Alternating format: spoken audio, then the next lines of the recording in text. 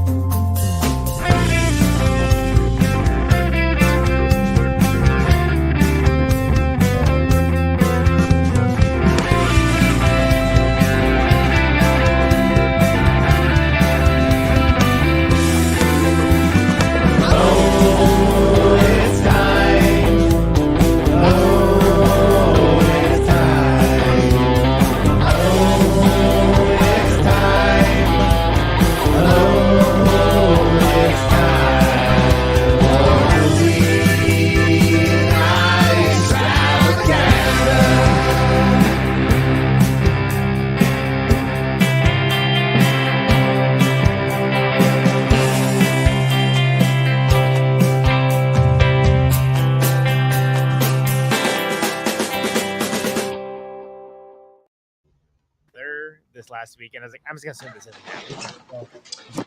Hello, Peter. What's happening? I'm gonna need you to go ahead and come in tomorrow.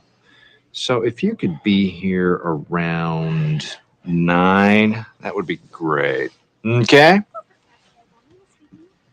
Oh, and I almost forgot. I'm also gonna need you to go ahead and come in on Sunday too. Okay? In 1999, Mike Judge was at the height of his creative power.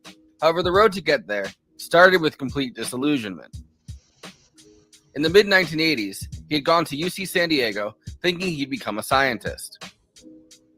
Staying around California, he was there just in time for Silicon Valley's first startup boom. He got a job at a video card startup called Parallax Graphics, but quit within 3 months. He said, "The people I met there were like Stepford wives. They were true believers in something, but I never knew what." He then became a bassist in a traveling blues band, Anson Funderburgh and the Rockets. In 1990, Mike Judge decided to try his hand at animation. The character he created and voiced was an office worker named Milton. Milton is constantly harassed by his boss, Bill, who continually asks him to move his desk. Oh, hello, Milton. What's happening? I'm going to need you to go ahead and move your desk again.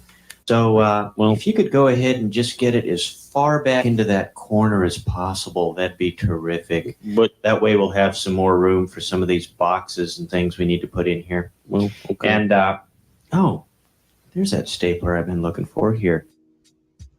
Judge entered the short animation, Office Space, into an animation contest. It soon got picked up by MTV's Liquid Television and then by Saturday Night Live. Milton was turned into a recurring series of cartoon shorts. Another short film Mike Judge made, Frog Baseball, marked the first appearance of Beavis and Butthead. MTV developed it into the culturally ubiquitous series. And finally into the feature-length Beavis and Butthead Do America in 1996. In 1995, after becoming a cultural presence, Mike Judge worked with Simpsons writer Greg Daniels to develop a new pilot for Fox. This pilot became King of the Hill, with Mike voicing Hank Hill and Boomhauer.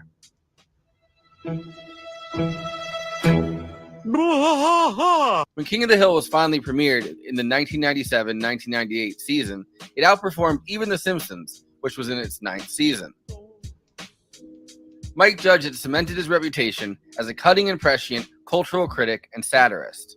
More than a decade after leaving Silicon Valley, Mike's hatred of the yuppie nightmare was still burning strong.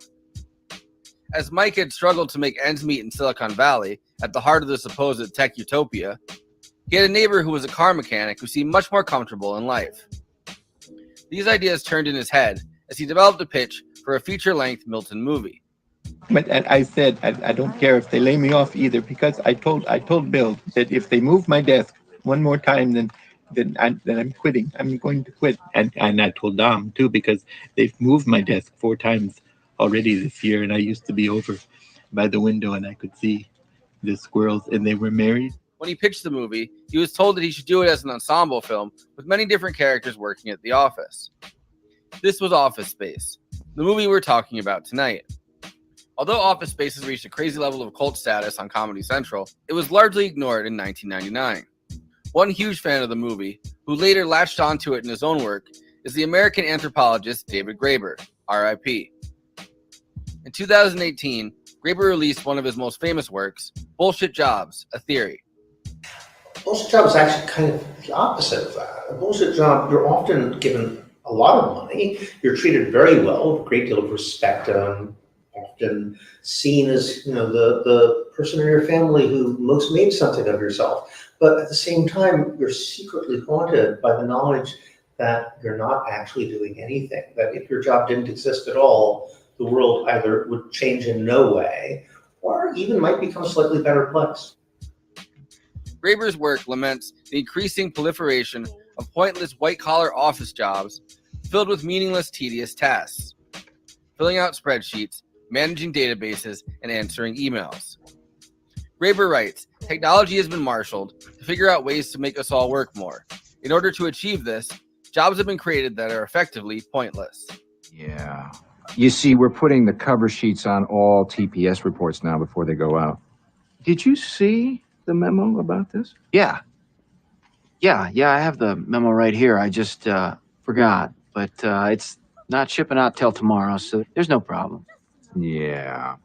If you could just go ahead and make sure you do that from now on, that would be great. And I'll go ahead and make sure you get another copy of that memo. Okay? Yeah, no, I have the memo. I've got it. It's right. Office Space is rife with this phenomenon.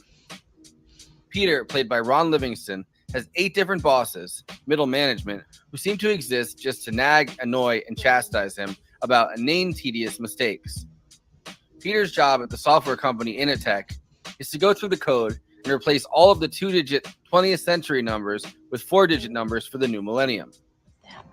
Well, see, they wrote all this bank software, and to save space, they used 2 digits for the date instead of 4, so like 98 instead of 1998.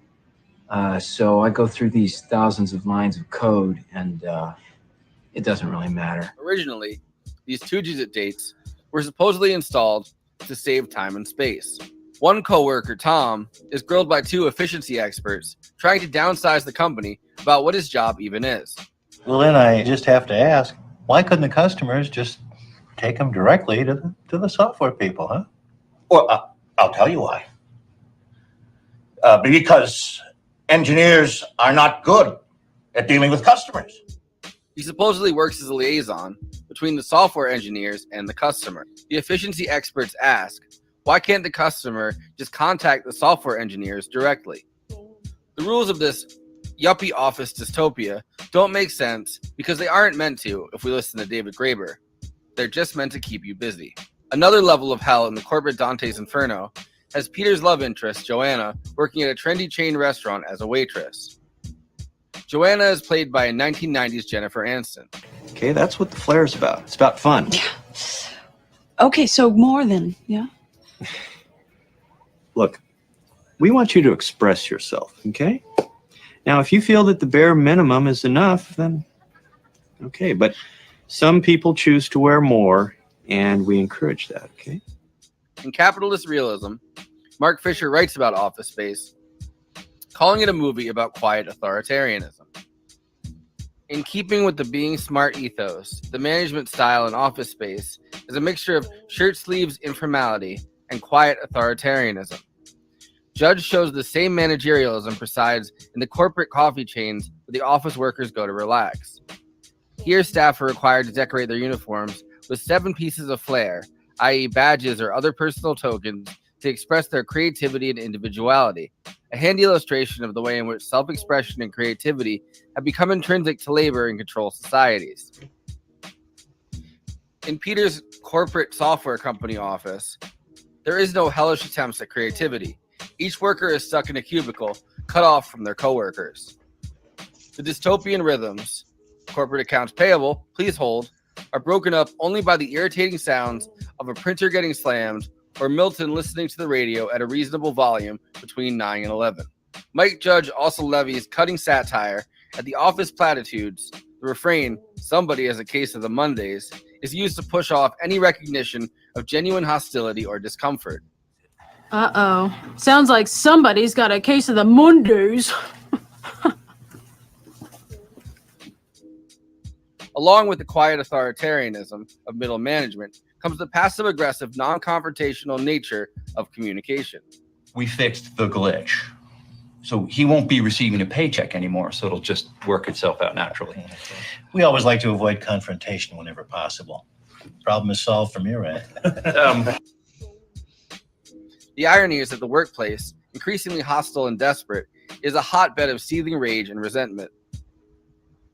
The idea, the original Milton short, was expanded out from a recurring bit where the Milton character is supposed to have a stapler, which is taken by his boss, Bill.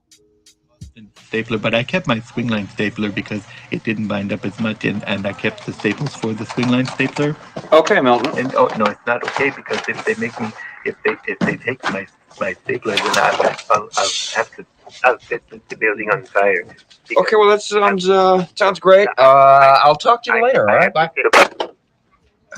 Stephen Root plays Milton, now a side character, and Bill, genuinely one of the most annoying characters in cinema history, is played by Gary Cole. Bill Lumbergh becomes increasingly cruel, even as his banality makes it hard to reconcile. I think it's important to understand that Peter, clearly the Mike Judge corollary here, who is especially miserable and self-aware, is a slacker, but also a representation of the creative and unfulfilled spirit. Ironically, it's once Peter stops giving a fuck that he finds some semblance of success in this office space. Which makes sense. The rules here don't make sense, and it's only when they're shredded to bits that you can kind of hack the Matrix. That's just a straight shooter with upper management written all over him. Ooh, yeah. I'm gonna have to go ahead and sort of disagree with you there. Yeah, he's been real flaky lately. And I'm just not sure that he's the caliber person that we would want for upper management. Anyway, before I introduce the panel, please like this video and subscribe to the Movie Night Extravaganza YouTube channel. Hit that bell to get notified whenever we're streaming.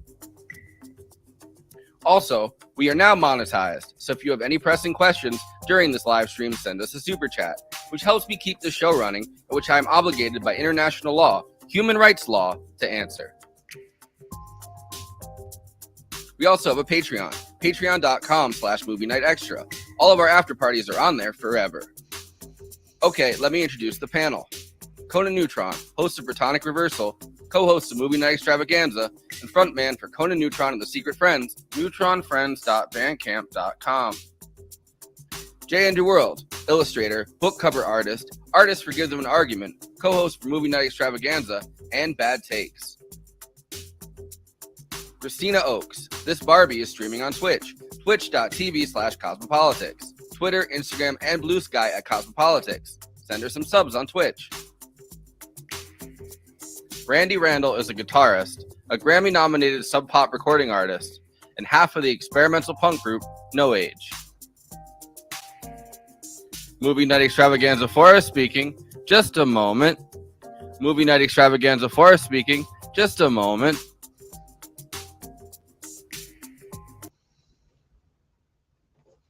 Yeah. Very nice. That was exciting. Well bold on that one. There's so much like out there about this movie, but it's all written, right? Like there's not like, yeah. I feel like a lot of podcasts haven't discussed it, or like which is shocking because yeah. there's I mean, just from the quotes alone, you could just like have a podcast, right? That'd be great if there were more podcasts discussing this movie. Yeah, like this one. Oh no. Yeah. But like there's a lot of books that have brought elements of this movie into them. And it's kind of funny to like have to read a quote from like a book, like, you know what I mean, like on a podcast, to be like, look, I'm trying to bring this in, elevate the conversation here, and you know. Well, kind of hit at that late '90s era of movies that there's certainly cultural swag and cachet with them, but it was before there were really such things as podcasts, except for like Radio Zero, right? Like, yeah, like 2 or 3 of them. Shout out. Well, to and also Raquel. like right as like Comedy Central kind of took off, right? Like this movie got popular, not like being in the movie theater or being in spaces kind of where people watched it together, like other cult movies. This movie actually got like was one of the first big movies to get big because people were playing because people were talking about it, but not through social media, because social media, as you understand, did not exist. So you had like LiveJournal. And that was everyone was on AOL Instant Messenger. Just Truehead.com. Yeah. Exactly. Well, this was still the days of video store. You know, you had video Yeah. store glory happening, or you'd go and see the box, word of mouth. Like, oh, you haven't seen this? You got to watch this. You know what I mean? Yeah, which we just talked about recently when we did like, you know, because we've done like a bunch of kind of 80s movies and 90s movies in a row, like Tape Heads, and we also did After Hours, which are both kind of movies that kind of took off because people were kind of passing them around. And also we talked about it with Repo Man. Like those are all movies that kind of have hit this video store scene. And this is kind of feels like one of the last gasps of that, right? Like the early 2000s kind of is kind of the last. I found out about this at the local video store, which was staffed by a Jenny from Racerata, actually. There we go. Yeah. Amongst many other like East Bay rockers. And it was basically sold to me as Beavis and Butthead guy made like a movie about like office work. I'm like, I'm in. You've already made the sale. Stop right there. Which I mean, I'm guessing you were living in Oakland at the time, right? Yeah, like, so this is like I mean, it's not filmed in San Francisco or anything, but like no, it's a very Texas movie at the same time. Yeah, like you know, it's because you'll notice like even though it's filmed in Austin, and like when I first watched it, I just remember immediately going like, oh, home. Right. But the license plates aren't from Texas; they just say USA on them. So they very purposely stripped away any identification of it's like Gennaro Office Park USA. Yeah, and they really did a great job at doing that to make it generic, even though like when they're outside, that's clearly Texas, y'all. But it doesn't matter because it is everywhere. Yeah, that's it's part of Mike Judge to do that as well, because I mean he comes out of that like Silicon Valley kind of space, but then he went on to make the actual show. You know, Silicon Valley, which kind of tackles that part of it, you know, right on the head in like the social media age. So he didn't kind of waste that, waste that potential with, not that it would have, but like, you know, waste that concept, I guess, with this movie, right? Despite the fact that it's kind of in that same realm, because I mean, it is a software company, which I mean, they're all over the country, but like, he's basically correcting Y2K, which could not be more placed in 1999. Yeah, and what I love though is Mike Judge was actually offered to take to produce the show, the American version of The Office, and turned it down because when the producer sent him like the British videos, they also sent him like all the reviews, and all the reviews were negatively reviewing his movie compared to the British version of The Office, and he's like, "Fuck that! I'm not doing this show." That's amazing. This ain't like no office I've ever worked at, governor.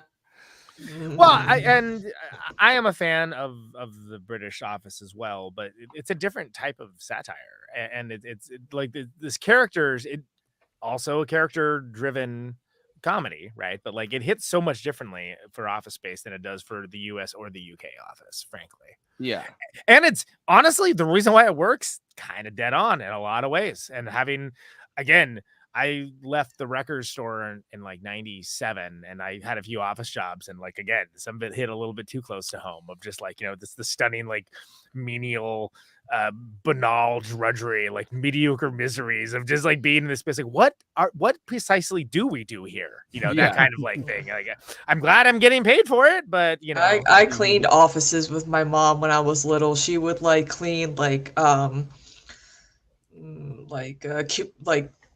Chamber of Commerce and all that during the day, and then like other like office buildings at night. So I would be like looking at people's like stuff on their like in their cubicles when I was supposed to be like minding my own business doing something else. I was like 7, 8, 9 years old. And there's kind of a whole economy that pops up around not just in Silicon Valley, like around the whole like coding space, right? Like IBM. Well, like IBM opened here in Kingston originally. I mean, I was just now that we taught all those coal miners how to code, you know, it all works out. Yeah. But like they had entire campuses, and you know, by the time the late 90s came around, like they were trying to create like these self-sufficient communities around, you know, the coding space. And it's like like the town. It was the beginning of that, yeah, the company town mindset, but as towards this quote unquote new technology, which and of course that maybe later the miners would take to that pretty fast. I mean, I was being trying to like low key cajoled into working at a friend's corporation that's like one of the big Silicon Valley ones, and I was like, yeah, that is never. I'm not working at X, but like, but he gave me the tour, and it was like literally like a little town where there's like almost the equivalent of like company script. There's vending machines where you can get like Apple, iPod, not iPod. What year is this? iPhone earbuds and stuff. Like, it was crazy. The whole thing was designed to keep you there all the time. Everything about it, and it'd be like, oh, I want some coffee. Well, cool. Do you want, Pete's? Do you want, Collectivo? Do you want like Seattle's best? There's 5 different options, and they're all like around. But I think this is all touching on a good point. Like, is this movie still relevant in a post social media, post Facebook, like organic, no cubicle? We're all touchy feely. We're all going to do yoga on the rooftop garden. Kind of post 20s and teens like bubble. Like, does this still relate to a workspace? Because I feel like this is very much like a, for a lot of folks, I think it does. This is still like, okay, this isn't like I Love Lucy, you know what I mean? I wonder, because if you look at the setting, or even something like what's it, the apartment with Jack Lemmon, where he's in the big thing, you see like the ceiling bay full of lights. They hit it a little bit like as a film, but it just feels like just different culture of like, well, they're trying to bring it. They're trying to bring people back to the office because reasons, because we want to have control over our employees. That's why. That's the real reason why. But just imagine, it's so weird. Everyone's like, we gotta bring people back into the office. We gotta bring people back in these buildings. I'm like, wouldn't it cost like less for you guys to have all that property to like rent every month or own? Like, I'm just saying. I mean, imagine people work home sick. Yeah, well, country would collapse because it's house of cards.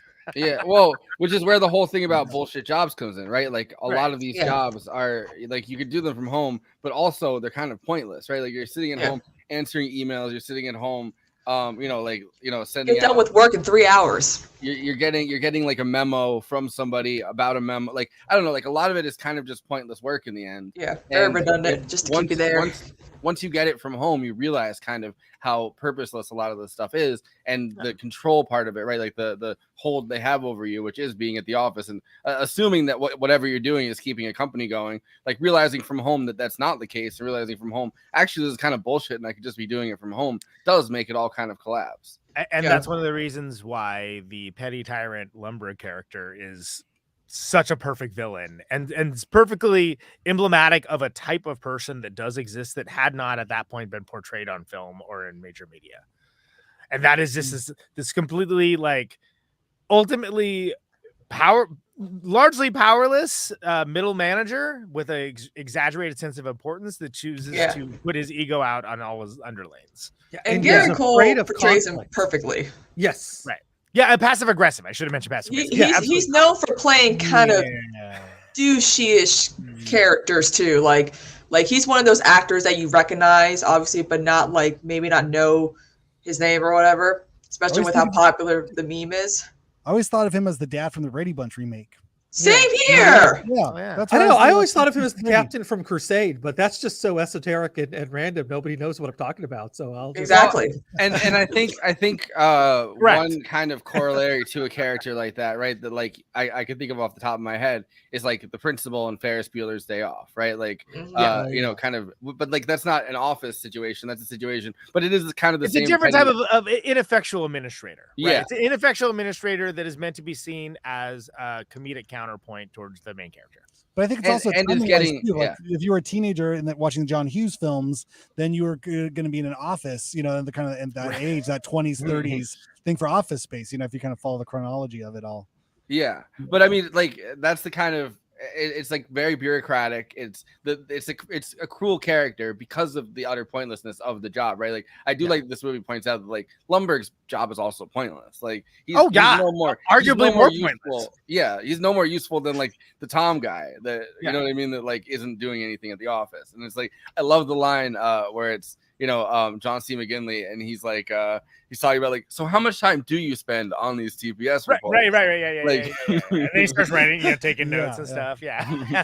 Is there any research? What does a TPS report actually do? Are these all just made up letters? Is there anything that like Mike Judge does say it means something, and I can't remember what it is because it's so. All right, apparently test mundane. procedure specification. There we go. A document used by a quality assurance group or an individual, particular in software engineering, that describes testing procedures and the testing process. Yeah, exactly. Like as you said it, I forgot it. That's why that's so great. Yeah. The image isn't in a tech fucking cover sheet. Amazing. And then even the cover sheet, like I don't even know if like younger people say the cover sheet like for like a fax. For what? Yeah. Like when you fax something, you put a cover sheet on. Cover sheet. You know what I mean? Like even printing things and having like them getting mad at the printer. And again, I'm not just gonna poke holes at like this movie's so old, but I do think it is just interesting that this work from home culture. Like, do people even need to have a printer? Do people know how? Exactly. Like who prints but it was things a anymore? huge part of working in an office before. Oh man, I worked at Radio Shack at this time, and I can't tell you how many printers we sold. We QR code shit now. Like everyone's like, oh, you gotta go to a restaurant. All right, you got your phone. Yeah, you don't even bother putting out a menu. Yeah, just scan it. No.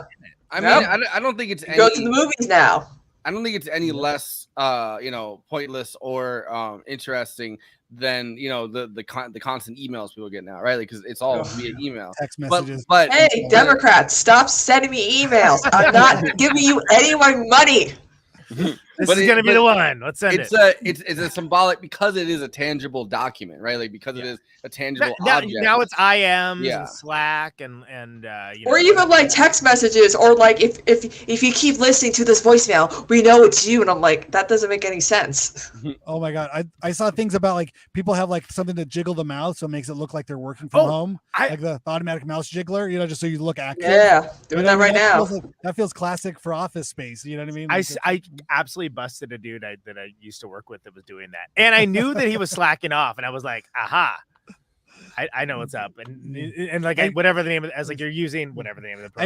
I was told I could use the mouse jiggler from 6 to 8 while I collated. And the whole thing is because you have to do that because then your IM says you're available rather than away from computer for 15 minutes. More narc stuff. Oh my god! But it was a real thing, and also this dude did like no work. We're pretty sure he had another job anyway, but like it's incredible. Because he was one of the people like, you're ruining it for everybody, dude. Like a lot of the stuff also feels like they're doing it because they're testing out all the surveillance stuff on all of us, right? Like they want to do that. Like it's just as much with law enforcement as it is in an office, and I feel like pattern recognition on a webcam, right? To see like someone actually at their desk when they're which is so just. Ugh. So all this stuff both gets used for like a public sector law enforcement purpose, but also gets used in offices for like the most banal fucking possible. All the major technological innovations in tech usually come from pornography, and all the ones that basically violate your personal freedoms usually come from private corporations or from the Israeli government. A lot of time, like the Israeli fucking after the Patriot Act, all you had to do was say it's terrorism, and you had to open. Make technology come from space again. Like come on, man. Yeah, well, there's the aliens on are there NASA.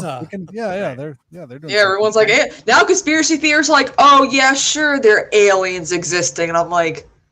Were you just talking about how the government was keeping it from you? It's like you're just exactly. It's like up. I'm like, oh my god, you guys. Not cool anymore. Not cool anymore. Exactly. I love the idea of like a contrarian conspiracy theorist, though. He's like everybody else is like, wow, maybe there are aliens. Oh, you believe there's aliens? You're one of those. They want you to think. I want to see that episode of the X-Files. Yeah. But we're both like, no, aliens don't exist. What are you talking about? And Scully's like, come on, they're right there. I believed in aliens until everyone else started believing in aliens, and now I realized that that's definitely a conversation in an office space for sure. Like just to keep the time going. Like you got time to kill, and you start, especially during like a little like lunch break or whatever. Like ugh. Well, I also so in this movie though, I also really like the conversation about what would you do if you had $1 million, and but like it's something like it's vocationally two chicks at the same time.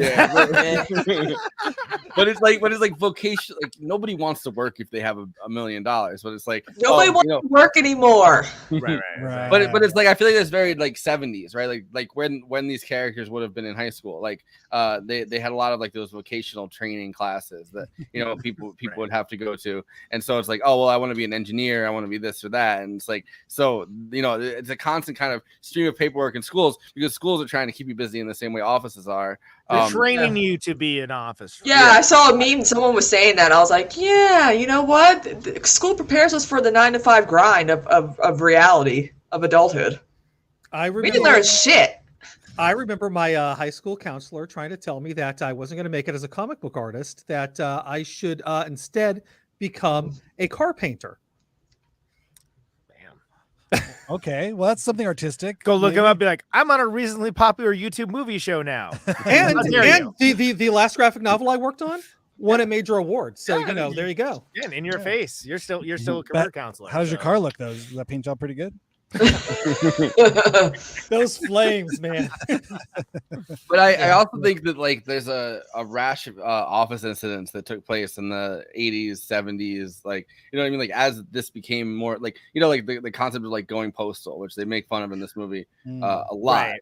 And because it was in the zeitgeist. It was like every day. Like I mean, it was like you heard like a new thing. It was also pre-Columbine. Yeah. No, I remember I had a next door neighbor who was a mailman, and after all the rash of mailmen going crazy and shooting people, I'd greet him like, "Hey, shoot anybody today, Red?" And he's like, "Not today."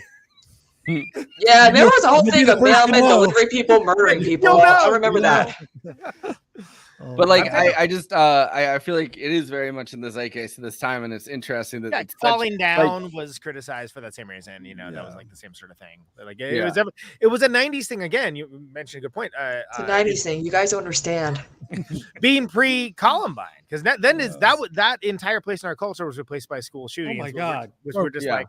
And the big one pre 9/11, I mean, Samir Nahinanajad would be a whole different kind of portrayal of he's Indian, but still there would be some reference of Middle Eastern. Also, apparently the Japanese think that we're offended by 9/11 memes, and I'm here to tell you guys we're not. We laugh at them too. Oh, good.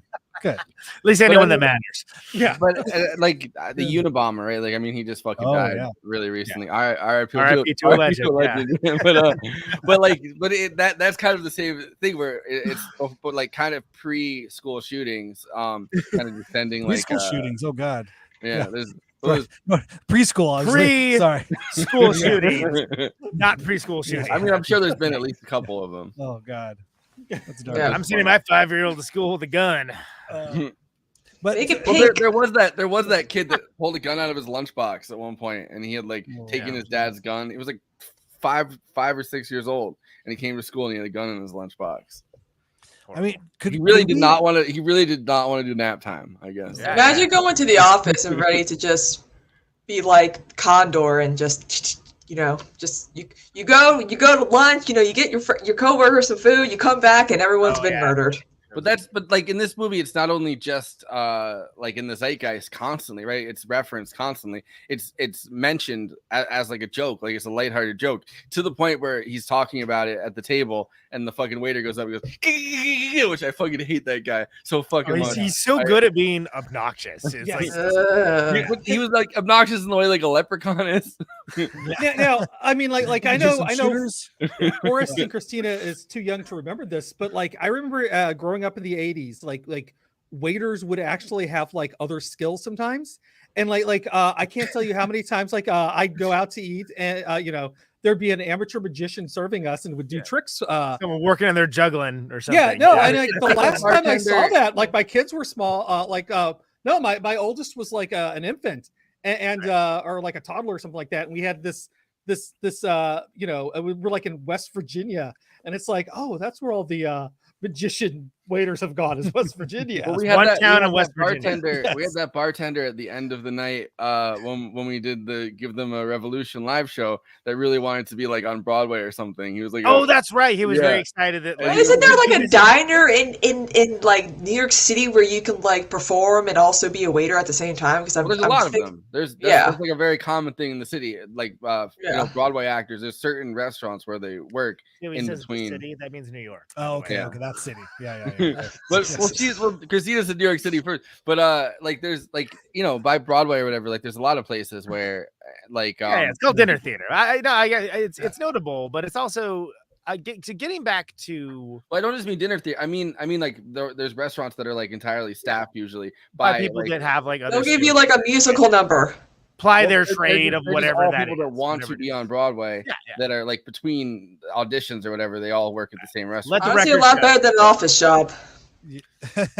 Well, broadcasting live from Los Angeles, that's everybody. You can't go into a restaurant. That's every single restaurant.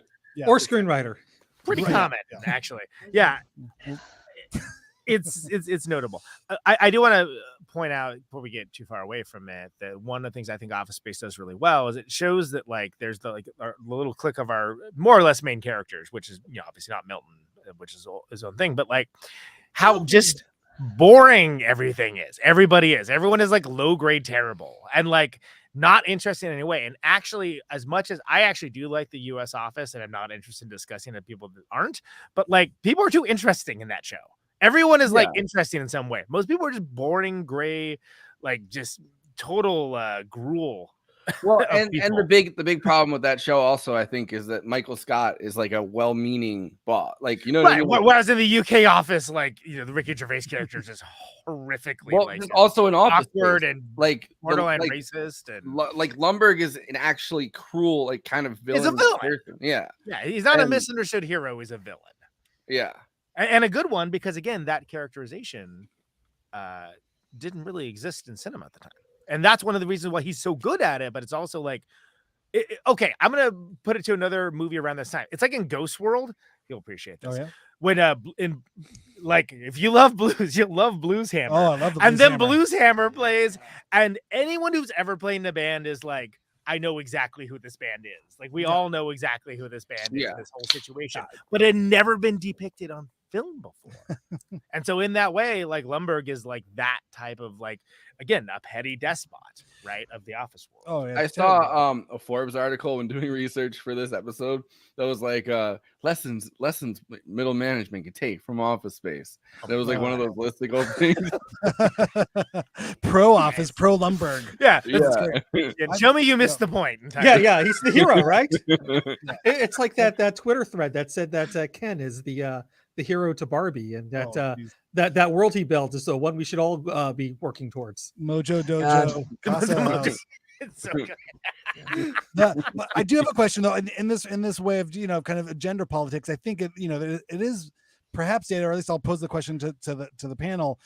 When is it a form of toxic masculinity that he doesn't want to date Jennifer Aniston because Lumbergh fucked her, quote unquote? Is this some of this like what's the guy Jonah Hill stuff? Like, well, I'm just not comfortable, these are my boundaries. Well, you had sex with my boss, I a terrible person, and then we find out it's the other Lumbergh, he's okay with it. Like, that's okay. Is that how does that read in 2023 in terms of let's let Kristina answer. Yeah. I mean, it's fine. It's not. I mean, it's not. He's not gonna like you. Fuck my boss. Like it's kind of weird, but like, it was before it happened. In my opinion, I would feel like if I didn't know from the get go, perhaps from the dude's perspective. But like, fuck whoever you want. It's fine. It's fine. It's fine. Right? Yeah. I mean, it's also Jennifer Aniston. That's the clip, by the way. Yes. Who you want to fuck? Yeah. Give you dispensation. I feel like because he specifically makes it clear that it's Lumbergh, you know what I mean? Like it's Lumbergh that he has a problem with. Because he hates that. It's not that it's another guy. It's that it's that guy, his nemesis, the guy that's the author of all of his misery. Yeah, I feel like that makes it okay. But I also think that because you can flip it, and if if she had a boss that was like the Mike Judge kind of character or something, like a female version of that, like she'd probably hate made it in the same way. Now, if he had gotten mad about that in general, like her fucking anybody at the office, that would have probably been problematic. But the fact that yeah. You know the saying goes, when you sleep with someone, you're sleeping with everybody that they slept with.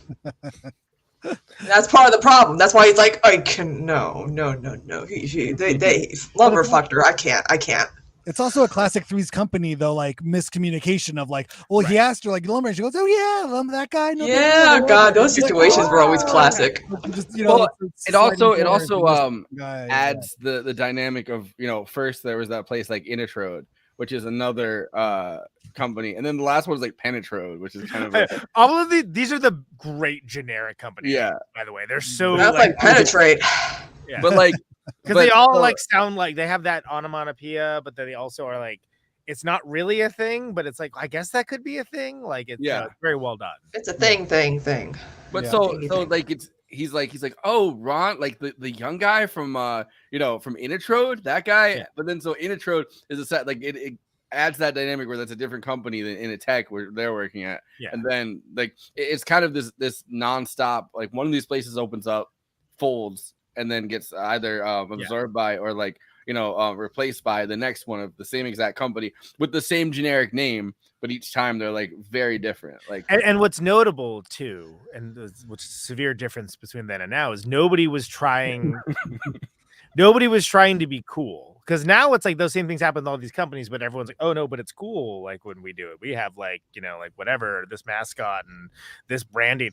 There was no appeal for these companies, these sort of interchangeable companies, that like it was a cool place to work. Yeah, tech was not cool. That was in not 1999. There was no pre-Mark Zuckerberg, pre-American apparel hoodie. Yeah, this is it's a whole different kind of idea. Oh like, yeah, if you worked at a tech company, you were lame. You were a nerd. Yeah, you wouldn't cattle prodded out the door if you come in looking like a Silicon Valley exec, which is one of the reasons why everybody initially fell into the whole thing with how Facebook, oh well, they're so cool, he's so rebellious because he looks like this and this and that, because it was a reaction to that culture. And that's important contextually to mention that within the time. No wonder Elon owns Twitter. Right. I'm looking at the comment here from KT Baldessaro. I think you could really apply a Mike Judge, a feminist, critique of Mike Judge in general. I mean, with Beavis and Butthead to even, although he kind of did King of the Hill. A little bit of Daria, I suppose. You know what's funny about John Hamm though, about like his character in Mad Men? In the end, John Hamm just wants to play himbos, like just the biggest himbos. Like, let him just play himbos from now on. Let him do it. Follow your bliss. I feel like ad agencies are like, if you're looking at something like Mad Men, like are kind of an early variation of this cookie cutter office culture, right? Like everything on Madison Avenue kind of has the same vibe to it. And at that point, the tech industry kind of was scientists, because they hadn't kind of created these private sector like IBM type companies, because they're just getting the engineering together for like supercomputers and stuff like that. And it was also located out in Boston. like remember, it was Boston where all that stuff was at the time. And still has a large tech corridor which exists to this day, which I believe when I first saw Office Space was with my friend Dante and his roommate, worked at one of those tech places. Ambo. That's good, Stevie. Oh I think to address KT's point, there's even some like meta contextual humor in Silicon Valley about that. The show Silicon Valley. I mean, sorry, I should have clarified. There's no humor in real Silicon Valley. Which written and I think assistant showrunner Clay Tarver of Chavez. Oh wow! A lot of people don't know that Clay Tarver of Chavez. He's that's wild. Yeah, he's Silicon Valley, and I inadvertently gave him an idea, and I did not get credit, but that's okay. I didn't either. That's like a real Silicon Valley move. Yeah, I know. Oh, I heard about this new tech on the playground. Overhearing some other dads. But I love the show. I wasn't mad at it. Holy crap! I made it in. And then, I'm also curious. The Superman 3 thing, the give a penny, leave a penny. Was this also like pre crypto? Could this be considered something? You know what I mean? This idea of just Oh my god, did they predict crypto in this movie? Oh boy. Well, or this idea of obviously it's been done in Superman 3 now into this, but like this idea of micro investing or just taking little bits and having it add up to more transactional. Yeah, well, now there's whole companies that like that's their whole thing. It's like, oh well, we take the. I mean, PayPal, like that's PayPal's whole business model. Like they take the pennies on pennies of your financial transactions, and I mean this is like the Robin Hood version of that because they're like, we'll take it from the rich and give it to us, or Milton. Yeah, yeah, right. That was ultimately So first of all, I said no salt. I love how they have to like look up like money laundering, which is amazing. But like, I mean, that's just an amazing moment, and that shows you pre-Wikipedia, right? Like of like and how would you do that? Yeah, pre Breaking Bad, because everybody knows like Breaking Bad kind of Ozark. Yeah. There's been lots of shows about it since then. Yeah, that's right. But like, it's also like the whole like, well, it's a victimless crime. It's just it's just and it rhymes with the. When they're talking about how Milton is receiving a paycheck even though he's on the payroll anymore, and we corrected the error, and they start using that passive language voice, of like it just being a line item. It's his job is like a line item that they're not even concerned with telling him about. In that same way, it's meant to what would be like a potentially morally specious thing to take these micro pennies away from them. It's like, well, no, look at what they're doing to like their actual employees. Like it's meant to show contrast with that. Yeah. And I mean, it's well, these jobs kind of screw you over constantly, right? Like you're constantly there. They're taking a little bit of money here and there. They're putting it in accounts. That's actually how they're making that money. Right. So there's kind of this thing, like it's like a dream. Like could you rip off your boss at a giant company, and is that morally wrong after all the things they've done to you? I mean, I do think that this movie wouldn't really work if they kind of just got away with it. You know what I mean? Like right. Yeah.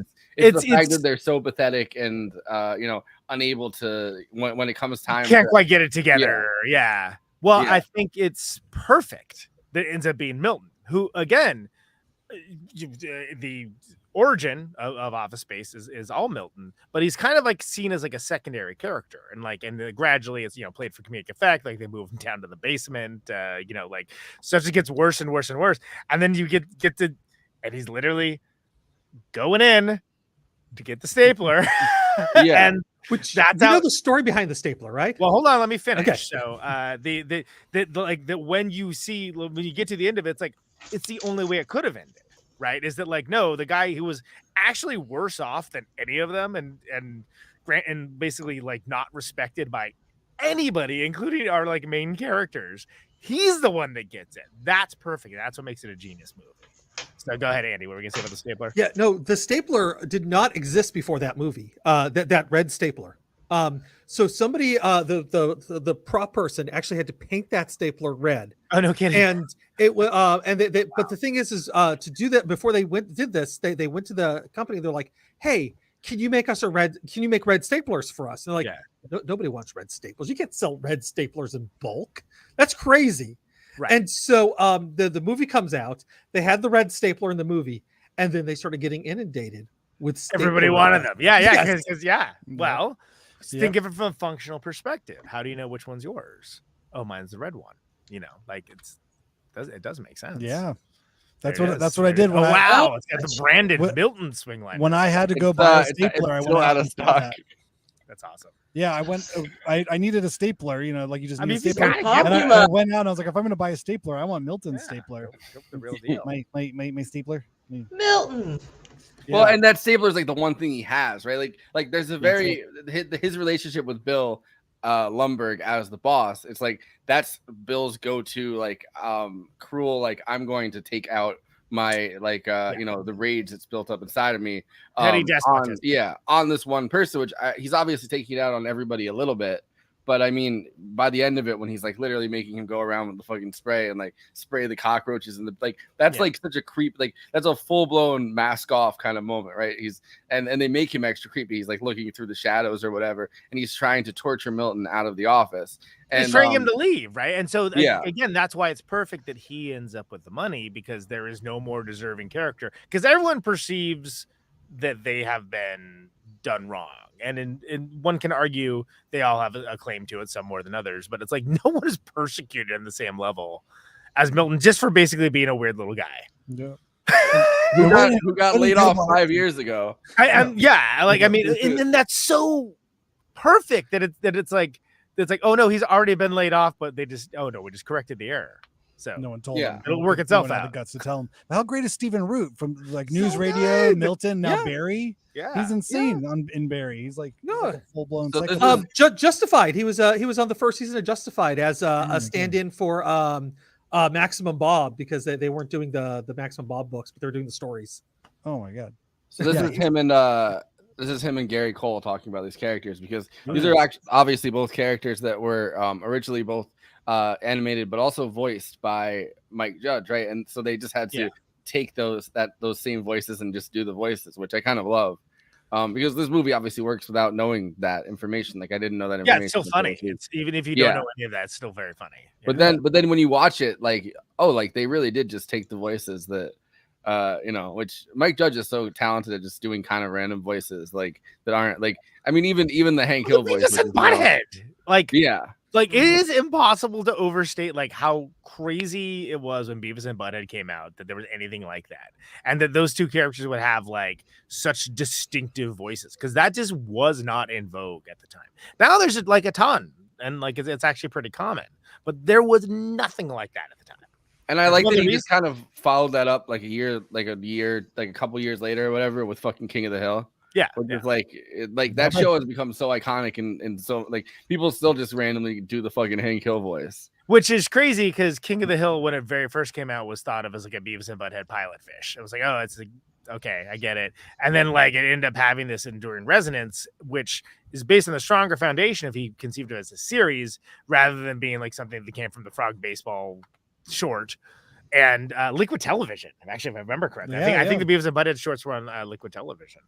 By the way, no conflict, better for you. Totally, some shit my boss would say. Like that is the non-confrontational Nate. Like, and now there's whole fucking. I feel like there's a lot of like there's a whole industry that's popped up of lecture courses or whatever. People are like, I'm going to teach like those same fucking kind of useless middle managers to do like a non-confrontational, statistically based kind of style of intervention at work, correcting the error. Yeah. It's crazy. Yeah, I mean, oh, sorry, I don't know if we're throwing to it, but the idea of it being like an animation, like I was just that first scene of him like moving along, inching along in traffic, it just feels like something set up like in an animation style, with all like the punch-ins and the finger going to put the lock down. It's a completely like silent, opening, but it says so much. And I think his background as an animator to go from this is his first live action directorial work, right? Yeah, I believe so. So it's a huge everything jump. Before that was animation. Yeah, you're right. You could just kind of see like how, in that first opening scene, it just looks like I could see that whole thing being animated. It's very easy. Absolutely. You know what I mean? Yeah, It's Michael Bolton sitting there like, rapping along to the gangster rap. You learn everything about that character in that moment, right? Like he's like tough in this car, fucking rapping along to the Ghetto Boys or whatever, and then the second he sees a black person, fucking locks the door. Yeah. And again, that comes back to what I was saying, that even like our protagonists are like still flawed characters, and it's like ultimately like you meet them all there though in that first like 30 seconds, and you know who everybody who is. they are exactly. Absolutely. Yeah. Well, it's also as you go, it shows you, it doesn't tell you. Oh, it's crazy how so and so is blah blah blah. Like you get to see Lumbergh being cruel, and you get to see like everybody like going through all the process. I'm saying even just the three guys in the car getting to work, like you get their characters. So like, it's just have the Samir's having the big freak out. Michael Bolton's masculine but also passive and and very submissive to that. And then our main character just can't catch a break. He gets one lane, can't catch a break. He just constantly blocked at every turn. And everything. And as somebody who used to commute on a regular basis, relatable. Oh yeah, the old man. Every character in this movie has like seething rage behind the mask that they're. I mean, but as it goes up the chain, they're better and better at like putting a mask over that, right? Like, I mean, Bill Lumbergh is a perfect example of someone who's. I mean, you can tell that that's a cruel person. It is like a petty despot, like, but he's like incredibly cruel, but like he has managed to fill that void with full banality. and like that non-confrontational, like passive aggressive way of communicating. And then the boss above him or whatever, like that Dom guy that kind of looks interchangeable with fucking the Tom guy, which is obviously even more like fake pleasant, right? Which is a whole nother thing. And then you go further up to like the John C. McGinley character, who's like, you know, the over them as consultants or whatever, and like they're even more kind of nonchalant about, like, they're just like happy, like they're like, oh yeah, you know, here's a list of people we're firing, we don't care. They're like laughing about it and stuff.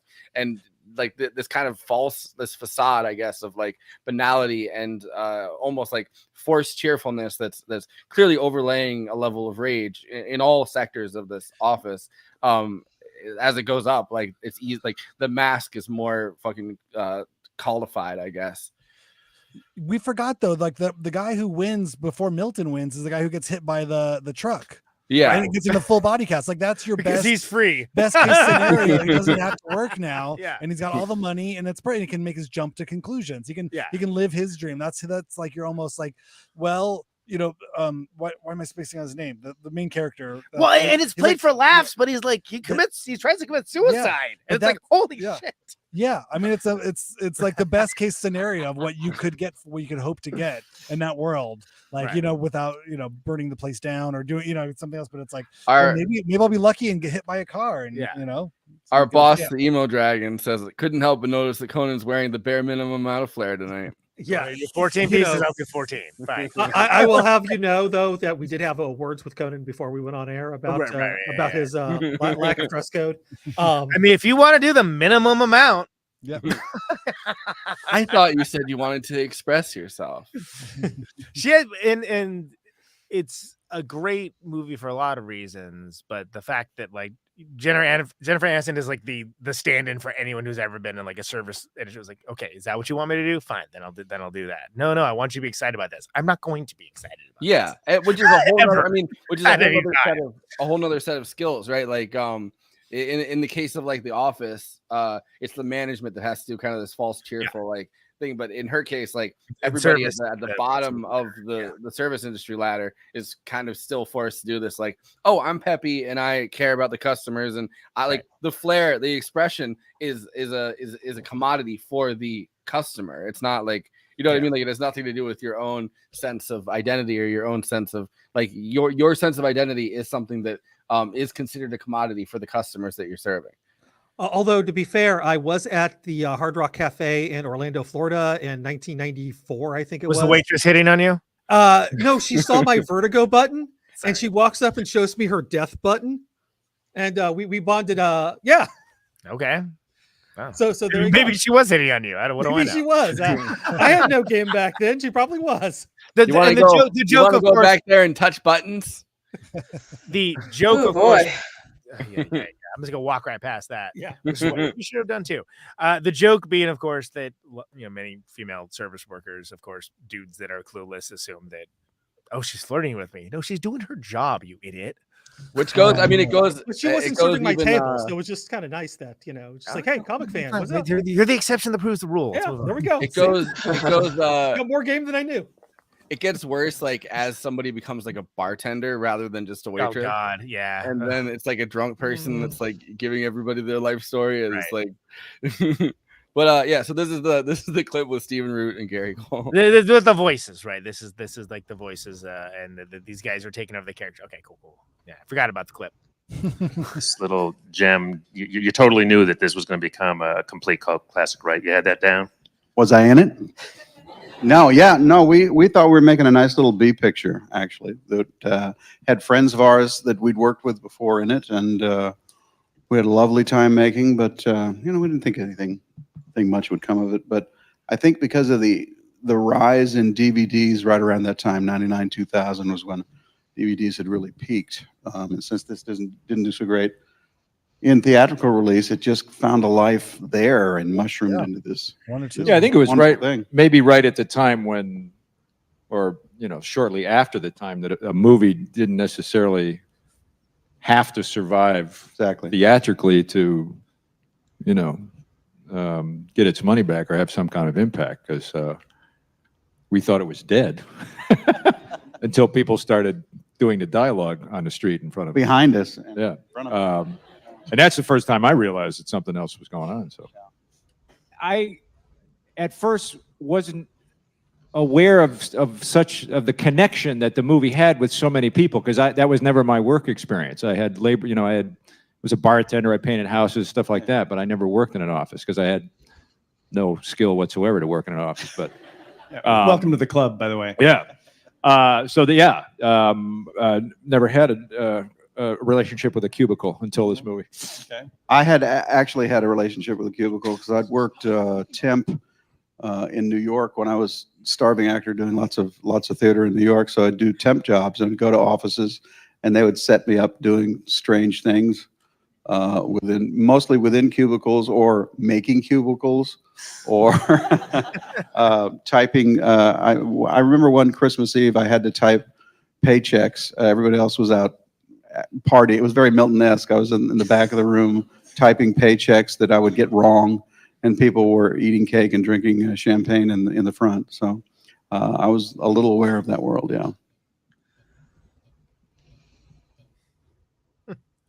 That's awesome.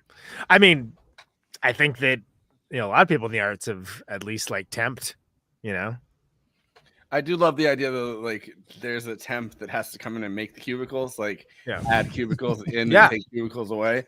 That in itself is you're going from office to office. You're gonna put someone got fired, you need to take down the cubicle, and then someone got hired, you need to put in a cubicle. You got to find out what places are cutting costs and what places are booming based on how many cubicles you're set to make at each place. Right. There was a great Jill Sprecher movie came out a couple years before this called Clock Watchers that had was it Toni Collette? Yeah, Toni Collette, yes. Parker Posey's in it, Lisa Kudrow, who I couldn't remember. We just turned 60. Oh wow, okay. Really great film, not a comedy, but darkly comedic, but not a comedy. But there wasn't a lot of windows into that world at the time. I think it's this and The Matrix, probably the only ones I could think of. Right, yeah. Right. Well, yeah. The most you would see would be After Hours, where it's you see the beginning and the end. He's back at the office, right? But you don't see anything about the office. It's just a shorthand for this dude's a straight dude. I mean, I guess there's stuff like Wall Street or that's a very different world. Obviously, that's the that's exciting though. That's not. Yeah. Well, but what I'm saying is this is a different part of the same financial sector in a way, right? The coding that they're doing is for banking. No, software. it isn't. I mean, I think there's a closer. I've worked in both, and it isn't. It really isn't. There's a closer. He's doing the banking software. Let Randy talk. He's the guest. Right. How about that? How about that? No, I'm just saying that Andrew brought up the Matrix, and I think you could draw a lot of comparisons. I think in the intro too, Forrest, you had these came out right around the same time, but it's that idea of we call it red pill or blue pill. This idea, but if you just wake up and you realize I don't have to give a shit about any of this stuff, right. Which is very much what happened in Office Space. There's the hip pill.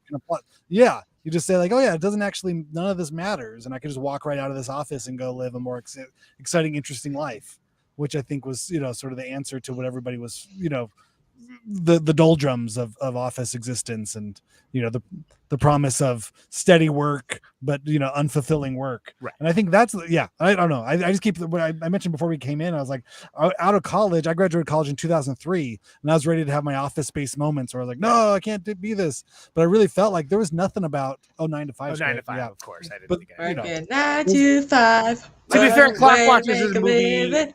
Clock Watchers is a movie more people should know about, though. So I feel okay picking the more obscure one. But I couldn't find. Anyway, I was just saying I couldn't really find an office job. It felt like there was some, coming out of an arts education that was really I'm not qualified for shit. I was pushing around carts and hotels and doing other weird. Let me tell you, a couple years older than you was no prize. Yeah, I mean the office job or whatever. It's so funny. I was waiting, nothing. But in the same kind of way, I was waiting for John Hughes bullies and cheerleaders and nerds and football captains to happen. By the time that I was in high school in the 90s, there was none of that.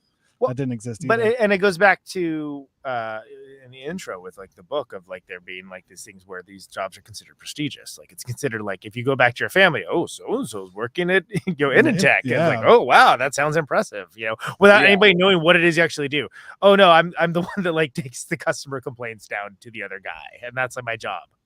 Or like even just kind of going through lines and lines and lines of code, like the utter banality. Which was a real thing. Yeah. I was working not in like in a tech type job, but like that had it was a Y2K thing that like there were entire teams that were like, we need to go through and make sure we're Y2K compliant, and it was huge. It was a huge deal. Nothing happened. What was that? Because I remember, I went to a concert, that New Year's, and they actually had a non Y2K compliant computer on stage. Like during the show, and so when midnight happened, they quieted everybody down, went to the computer. They had their computer expert Murray check it out. Yeah, and it's like, oh, it's still working. The whole point of like Y2K was that people were like, well, 1999. What comes after that? 2000. Yeah, but nobody is thinking about it. The problem is when programming was created, people weren't thinking that it was even going to be something that was going to be that these code bases would still be around then. The idea would be there'd be something new because the idea was you created your own operating system. So that obviously we wouldn't base everything off of this operating system that is literally QDOS, quick and dirty operating system. Later MS-DOS, Microsoft DOS. It was not meant to be built as a foundational element for like all of computing. And it's crazy that it worked out the way it was. I got paid triple time at my job just to be on there on the con where literally nothing happened. Then I took off and I hooked up with a hot stylist. Thank you. So, I mean, you can see it even in like Windows 95. Exactly. Like Windows 95, Windows 98. Like, you know what I mean? Like the 2-digit part of it at least, right? Like not being ready for the turn of the millennium. And just assuming like, well, that's why they rushed out Windows ME, right? That was the first one. It was like, oh no, we have a Windows that does it. It's okay, you can get this one, and it was a horrible operating system. Yeah, and I think it was called like Windows 2000. The first like Windows 2000 Pro was the less horrendous, but also horrendous OS. And then ME was like the sort of like one they tried to push. Millennium Edition is what that means, by the way. Wow. Windows Millennium Edition. This is our first sort of glimpse at like, tech dependency, which we would have no idea, like the real breadth of what the internet would be at that point from 99 into 2000. Just how much more inundated and everything. Blogging was like personal computers. Blogging. Yeah. That's one of the reasons that Forrest, I think you mentioned earlier about it being like many of the sources of this are all written. And that's just because there wasn't a medium to do video easily. There wasn't a medium to do. I mean, if you want to do you could do podcasting, but you had to basically know audio. You had to be a Randy Randall and have like a room full of like audio stuff all around you. Yeah, or like have some kind of relationship with like a radio show. Exactly, or have some existing infrastructure of some kind that you could utilize. But it's also interesting that they bring up in that clip like the rise of DVDs. I worked at a video store in right during college, so in 2000 2001. I was at the video store after 9/11. I feel like it's just that big thing. We put on Die Hard. It was not well accepted. It was funny for us. But the Wow. But the idea of video stores, like I said, like this was the time when if your movie bombed at the theatrical, point, you could make up your money in DVD sales and rentals and stuff. And again, now that just doesn't, with all of the stuff going on with the strikes and the streamers and all this stuff now, like there's the DVD sales, or we all know this, but if you think about it, like what it meant for a small independent movie like this to kind of really gain a cult following and for people to write about it, no one saw this in the theater. None of us saw it in the movie theater. I didn't even know it existed until it hit the video store. Exactly. So this is I didn't know it hit it because of the memes. Yeah. But now as like streaming, I just also think, like all of physical medium brick and mortar places, like you would used to have to go into places and talk to people, and you would have people that were knowledgeable that worked there would say, hey, check out this record, check out this movie. And that's, the whole culture of our now online streaming thing is, with that, the curatorial or like this thing. It's the algorithm now instead of check this out. I'm like, what? Which is one of the reasons why I like Letterboxd. But so in that same way that, yeah, for me, I worked at the record store, right? And I would be like the record store guy, and without being My record mom store did the guy. same thing. I would. I used to love going into record stores where somebody like Conan would be working. Yeah, I and be could like, just oh, be you like Talking and like, Heads. Have hey, you no, heard I want to find like whatever? something local. Like I'm not from the Yeah. city. I want to find something local that That's I'm good. not going to hear otherwise. And Right. I did that in New Orleans and was not disappointed. And so you get those personal recommendations. So in that same way, my best friend and roommate worked at the video store. We worked at Tower Video. Tower. Yeah. I worked at Tower Records. He worked at Tower Video. Tower, everybody. MTS Incorporated. Watch the. You're having a comeback, I hear. Was it not Colin? Is it Colin Hanks? Yeah, Who Colin made the Hanks. documentary? Colin Hanks. It's Yeah, pretty yeah, good. great. It's decent. Great. It's where I learned that Elton John was like a major Shopaholic. Yeah, That's you great. went on these like shopping sprees. Yeah, that I remember because we had a movie gallery and a Blockbuster, and like that was it. Like movie gallery was very, very local. Yeah. And that's when I was like, oh, because when I was younger, I watched a lot of Wes Craven films, and I found out that he did like a few like vampire. Like I was like, oh wow, he did Vampire in Brooklyn.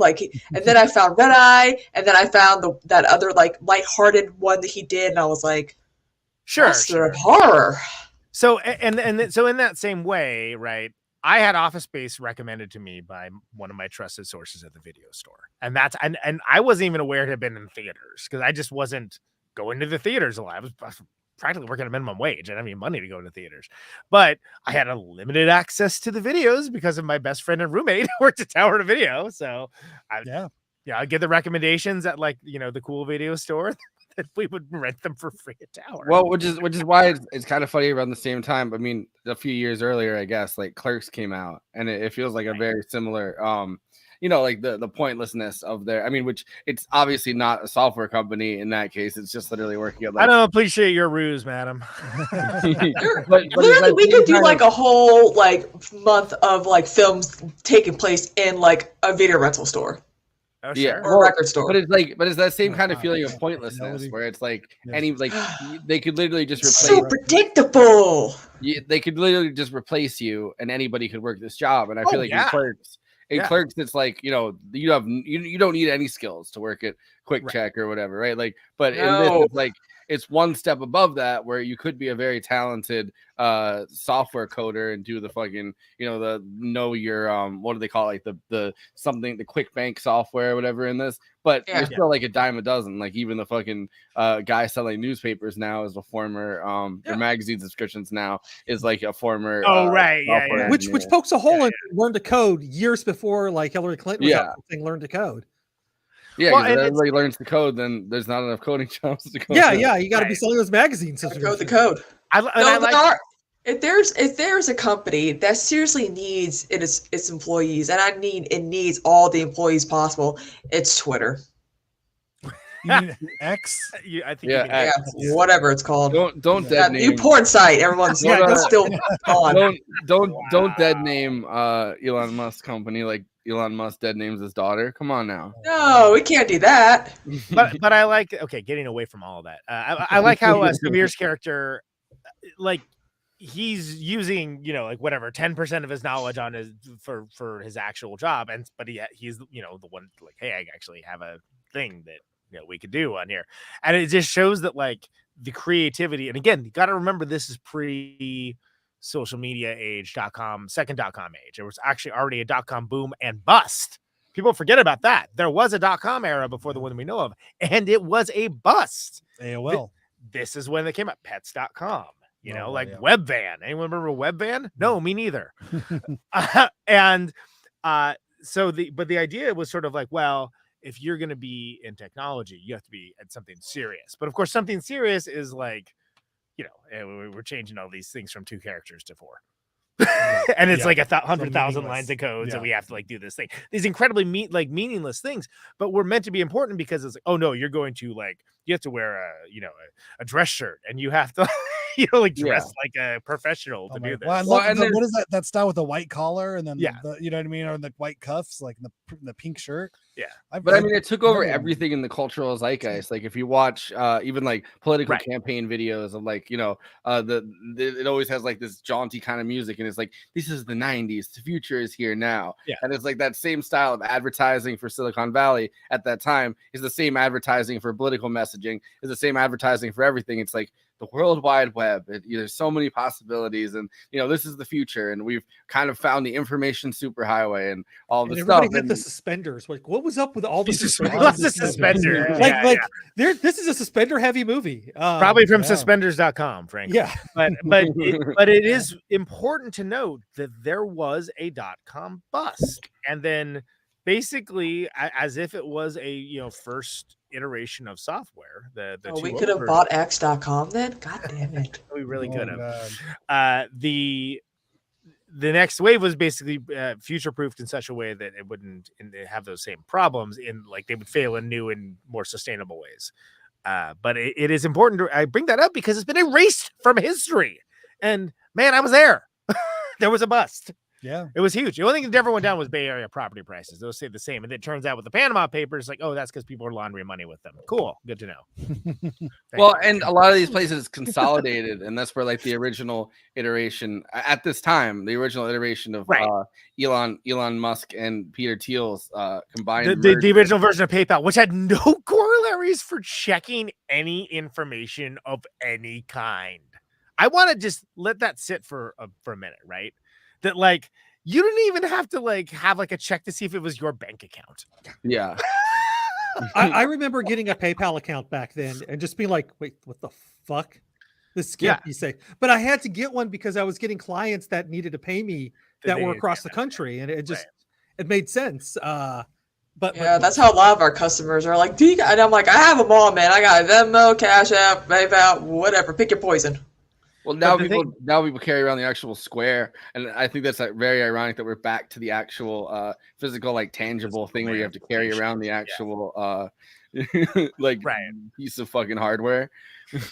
But it is so crazy that when you think about technological wise, like these financial systems, these like underpinnings, things that were used for banking, things that were used for stocks and bonds, things that they're used for. I remember Bloomberg made his money off of the Bloomberg terminal, which is something that like would be completely not important in any way, shape, or form had app-based web technology and mobile technology not come along to where it is now. He would never have been a billionaire in the first place. It was literally just like, here's a feed that's on like the screen that you get it like, nanoseconds faster. Right? If you're in stock trading, that means that you have a lead up on the next guy.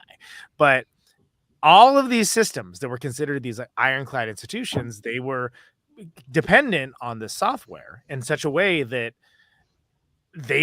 until the Y2K scare, it wasn't widely known of like how much of just like the foundation was like in an unsteady place. And so therefore, when we're talking about these bullshit jobs and stuff, a lot of them are bullshit, especially when you're making cubicles for more temp workers to make more cubicles to make more temp workers. Like this or waste of money. But again, you're talking about places that they have all the resources in the world to just throw at it. And then the mindset is, I will just throw people at this problem and that will solve it. Well, and in the 90s, the kind of maybe not scary thing, I guess it's in some ways as xenophobic to say the scary thing, but like the insecure thing, it feels like one of them is that all of these jobs started being outsourced to either like, China, Singapore. Thank you, NAFTA. And India, actually. Yeah.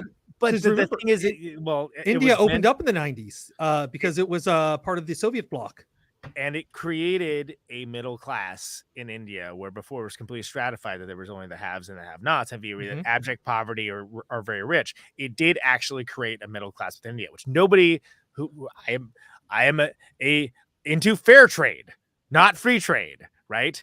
But most of the people on my side fail to acknowledge the fact that look, there's winners and losers. So if we were ever to be in a situation where we enacted fair trade agreements throughout the world, yeah, that Indian middle class would completely collapse because it's built on a house of cards. Like, it's not built on anything sustainable. It's built on these ineffectual middle management systems that nobody actually wants to engage with and nobody actually wants to deal with. So since that shouldn't exist, in that same way, if we had any kind of a universal healthcare system, sure, a ton of people would be out of jobs. You know why? Their job is denying claims. They're denying care to people, and those jobs shouldn't exist, and nobody's ever willing to say that. Well, another job, I mean, that's literally in this movie is, the woman that's answered the phone, like corporate accounts. Nina speaking. Yeah, that's like, a job. That's a job, but that is one of the types of jobs that got, number one, either outsourced to Singapore, outsourced to India, China, Bangladesh, like all these different countries, or given to prisoners, which a lot of the time, sure, that's another kind of outsourcing. You're right. Yeah. And it was sold to the American public as, no, this is good because you won't have to do these BS jobs anymore. You'll be free to do like cooler stuff, which they ended up just creating more. Yeah. They ended up creating cooler stuff's more working at McDonald's. Yeah, they ended up creating. It's the ice cream machine. Machine always broken. Well, they ended up creating more different kinds of bullshit jobs. Different kinds of BS jobs. Exactly. Yeah, and then because the political system is fully based on somebody like Biden coming out and saying we've created 400,000 jobs this year. And what jobs? What are they useful? Or are they going to be replaced by robots and AI? Yeah, driving for Uber. Biden's counting up OnlyFans girls. He's like, we've created so many for the jobs numbers. Here's the problem with that though, is that there's so many dudes out there who want to create AI porn. I'm like, but there's real human women, females who make porn for you to indulge in. Why do you need it to be fake? I'm not going anywhere near this, by the way. There's no way I'm going to engage with this topic. I'm good. No. Hey, it's all going to end up well. It goes back to Barbie. It just goes all back to Barbie because fake AI women, can do whatever you want. Fake AI women. They're not sending us our best. I mean, especially with office jobs, like those are easily going to be replaced before you know it. Oh. For the podcast listeners, Forrest just changed his user icon to the guy with the O face. Oh my God! Whatever happened to him? Did he go on to do anything else? Yeah. Oh, face guy from Office Space. Let's see. Very memorable role, right? I know. But yeah, I just feel like all these people complain about, oh, you can't be work from home, you can't be doing all this from home. It doesn't matter. You're gonna replace us with machines and robots and shit, like assimilation. Like I'm just saying, like we know what's gonna happen. So stop bitching about us being at home working. That's right. And I say that as a person who cleans houses for a living. I was gonna say, have a great night, everybody.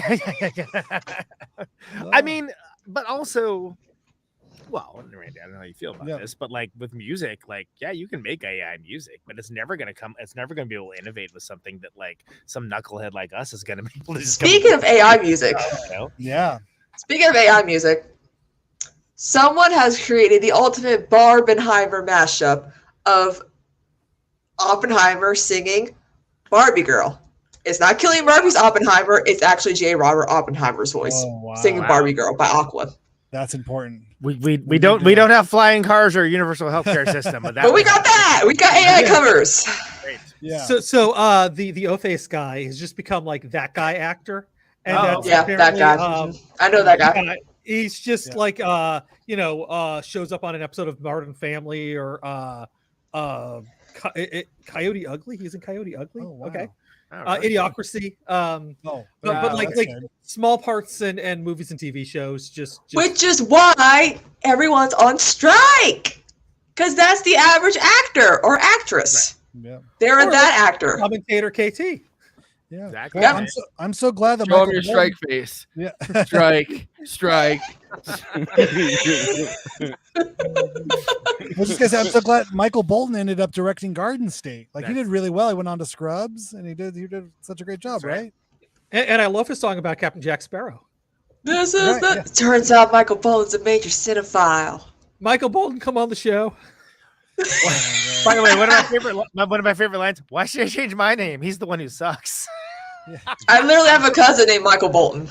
No. There was You that. And moment that sets up the meeting with the Bobs where he's like, well, you must be a huge fan. And I was like, Yeah. I do like love that. the line. I celebrate his whole catalog. Yeah. I say Well, that there- constantly whenever when, somebody picks like- up a band I don't know. Like The thing is too is like celebrate people the whole are like that too, because I remember working and somebody walked into the Radio Shack I was working at. There's this dude named TJ I was working with, and he's black, which is important because the person goes up and goes, "Oh, you must be a big Thomas Jefferson fan, TJ." What does that mean? What the hell? Wow. Same initials as Thomas Jefferson. Oh, that wasn't where I was going with it. I was going with that too, Conan. You must be a relative. And he told me that. I'm just like, That's what I would think. That's exactly where I was going. Oh man, we're going to hell. But then what's our main character's name? Why am I spacing on his name? Ron Livingston's character. Ron Livingston. Yeah, exactly. I can't Peter. even know his What? name. It's Peter. Yeah. Peter. But yeah, Ron Livingston. He's got on. What's up? Peter. Yeah. Ron, What yeah, up, Peter? I always wanted him to be in more movies. I was always like he'd pop up here and there. He was in. He was in Boardwalk Empire. Okay. Yeah. I He just showed felt up like in he something more- somewhat recently, and I was like, "Oh, it's Is he another The that Flash. actor? He was in the Flash. He was in the Flash. okay. Okay. Oh yeah, Yeah, the he was, other thing that he was in, he was very Show me Band of the Shaft. Brothers. money. Show me the money. What's that guy name? What's that movie? Show me the money. Cuba Gooding Jr. Johnny Cuba Brasco. Gooding- No, it's not yeah. Johnny Brasco. It's Wait, O.J. Tom Simpson. Cruise. Jerry Maguire. Jerry Maguire. He's in Jerry It's like it's Maguire. two names. Yeah, It's Johnny Brasco. He Jesus. was in that. He was in that Band of Brothers show that everybody likes. Oh, Band of Brothers is great. That's right. He was Yeah. in that. Yeah. Mhm. Yeah. He became Everyone likes that because Tom it's Hanks good, guy. Forrest. Next. Sorry. I mean, I, Just I, love I was at a bad place when I watched that, so I'm not you gonna. should rewatch it. It's Yeah. it's very good. It's one of the better American War things, I would say, because it's not really a movie; it's a miniseries. But Yeah. Yeah. take of that what you will. I think. Anyway, And whatever. has anybody ever made the Jump to Conclusions board game? jump to conclu- conclusions. Yeah. It's one of those great bad ideas. You know, I can see that doing really well. Like someone Yeah. on Etsy, you have your very own. Like, I imagine there has to be a whole kind of like third party market of. Yeah, the there version has of to this- be, like, is all the swing products. Yeah, Yeah. is it still there? Well, look at all the Barbie dolls that are now like out and costing like $200 now, and I'm like, great, Mattel's gonna be. It's like all the board games that are that were like live action, like Battleship and all that, and I'm like, Yeah, they're making weird Barbies like that out of the box, right? Rather than just like, do you remember when? Well, Andy, you probably don't. Besides me, I don't remember it. When like Legos, like, hey, make the thing that's on the box. It's like, hey, kid, here's a big box full of bricks. Make something. yeah, Yeah. Yeah. No, I you like those yeah, they big used to- blocks to play and make stuff. No, it used to be a bucket. They'd give you a Yeah, bucket. you got a big Okay. bucket Yeah. just full, and like you just got to do whatever with, rather than be like, make the Death Star. Okay, that's Well, cool. now they're but- model kits. You know, Yeah. people don't Yeah, make but what are you gonna do afterwards? Like, what are you gonna do with all those Legos afterwards? Like, you made the Death Look Star, at it. cool. I guess you just look at it. Oh, It looks I good, have yeah. bins and bins under my kids' beds. I can show you. Yeah, they live as I have hundreds of thousands of just random pieces because kids will only have a model, for about 60 minutes, Yeah. 16 minutes maybe. And then there are Lego pieces everywhere, and you're just like, well, kids, you gotta have to vacuum this shit up. And then it's a caltrop, which, by the way, are the things that Ninja use to injure people's feet. Well, that's when us parents have to buy Adidas sliders to walk through our own house because the whole thing has become a minefield of shards of plastic everywhere. It's amazing. Story of my life. I have to say that this movie I think has been one of my favorite movies for so long. It was really like one of the most influential films. I love Star Wars. I love all the other big films you're supposed to love, but I really felt like Office Space was like my generation's movie. And I don't really know if I fall into in between that Gen X, like late Gen X, early millennial kind of thing in there. So I don't know if it I really just, but I mean, for someone, I graduated high school in 99 and then went into college, and I just felt like Office Space was the cautionary tale of the world I did not want to inhabit. So I really took it to heart, and I've just it was humorous, but I felt like it was also like someone from the future coming back and saying, "Don't let this happen to you. Right. Like your life could be better than this. Be That's another careful." connection it has with Clerks. Like a couple years before that, Clerks is like the cautionary, like, hey, maybe don't. So it's like, I guess you're going up in rank. It's like, well, you probably don't want to get stuck working at a fucking deli, and it's like, oh, well, you probably don't want to get stuck working at in a tech either. That's kind of like why I like that one movie called Watching the Detectives with Cillian Murphy and Lucy Liu. He's like a store, like a film noir, video store owner, and she's like this kooky, like silly little femme fatale that like makes his life exciting. I'm like, imagine you work at a video store and like nothing exciting happens in your life, because that's literally the average person who worked at a video store. Because I don't need to imagine it. Yeah, it's what I know. Well, Faye Dunaway would come in every once in a while. That goes back to something. Wow, really? Yeah, Faye Dunaway double parked her car on a major street in LA on La Brea. And she came in and needed a movie right away and wasn't going to wait in line. I'm double parked on La Brea. I recommend Mommy Dearest. Oh my god! I actually had to deliver. I had to deliver a movie to Faye Dunaway because I didn't live. Fortunately, I didn't live that far away from her. I rode my bike to her house, and the gate had a big F and a big D like in the front of it, so I had to open that and get buzzed in. Those in cartoons. No, Faye Dunaway had one of those, and it wasn't a big house. Typical Faye Dunaway. No wonder Bette Davis hated her guts. Amazing. She was what movie was it? I can't remember. That'd be so much better if I could remember what it was, but it was just. I would love it if it was like 3 Days of the Condor. Right? Yeah. If it was like Ghoulies or something, like just something really like what? Everybody would come in to research film. We were the kind of the cool artsy thing was called Waxwork too. Rocket Video, and we were right in Hollywood. And so we would have like celebrities come in and rent things for research, because it was pre-YouTube or pre-streamers. Sure, if you needed some weird art house films, so chances are we had it. Gremlins 3. You like pull up. Yeah, there we go. Can you bring me like Gremlins 3? Whatever, like. It was really fun though, because I got to have one of those like staff picks. There's only 2 Gremlins, by the way. I'm sorry. I was like, all right. I thought that was like a sequel. But they are making a third one apparently. And they did the prequel series. Yeah, that's probably why that came into my head. Like that as a. There is a prequel series. It's a cartoon. It's on HBO Max. It's really good. Yeah. Have you seen Joe Dante talk about Baby Yoda and Gizmo next to each other? It's like they shaved them. Yeah, it's the same head. It's the same shape. Yep. Everything. But getting back to the movie, I think you bring up an important point because it's definitely hit me like right. I mean, I've seen this movie so many times. One of my favorite times to watch it though was with my dad, who although he's like he went to school like Dartmouth and stuff and got a degree and everything. He was a black sheep of the family because he was a laborer. He went into the trades. He was a union carpenter, then he was a lifelong union electrician. And my dad loves this movie. And I saw it with him. And like, especially the scene where he's like, anyone ever ask you if you had a case of the Mondays? So, no, man. You get your ass I think you get your ass kicked back, something like that. My dad, I have never heard my dad laugh as long and aloud at something as he did that. It was very nice. So it was a nice shared moment that like bridges a generational. Because sometimes I'd be like, look, I think this is hilarious. Is my dad gonna like this? I don't know, but like Office Space, it worked. Office Space worked. How great is Dietrich Bader in that role? I mean, he's so good. He's the Drew Carey guy, and it was the voice. I did not realize Batman. for years that it was him. I just so like, good. and then it was like, oh, this guy's like, he's that guy, but in a good way. Yeah. Oh, I love him. Yeah. Yeah. Wasn't he also in Whose Line Is It Anyways? The American version? No, I don't think he did that one. Drew Carey hosted it. I don't think he was like as one of the panelists. You mean? Yeah, I think so. Didn't he do that briefly? Oh, I don't know. I missed that one. He does do the voice of Batman though now. That's like his main thing. He was in that show Better Things, the one that is the Pamela Alden show. Yeah. And you've never seen that? Is that any good? Yeah, I like it. I like her. I mean, I think she's very talented. I mean, I think it's pretty good. It was the girl that is the girl from fucking the Once Upon a Time in Hollywood that is one of the Charles Manson person that shrieks and he sets her on fire. Yeah. I know She's like Pamela Alden's daughter that is like a nice fucking moron. Like literally just her dumb daughter. Like she has a smart daughter and a dumb daughter. I had this realization years ago, like, I was going through a Vincent Price phase, as people do, and I realized that Dietrich Bader could totally play Vincent Price, like a young Vincent Price. Yeah. They have the same kind of head shape.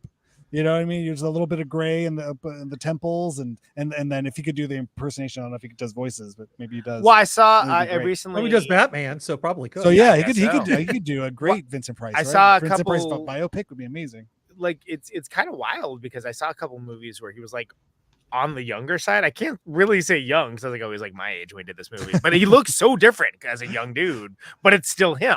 And it's like, great. oh yeah, before this dude was known as that guy, he was in like roles and like working as an actor for like years and years and years, and then he just became known for like the thing that the. I was thinking it was Drew Carey guy. Right? No? Was that not? Yeah, I mean, he was on the Zeta Project. Remember that? Yeah, it was the spinoff from Batman Beyond. Oh, as a voice?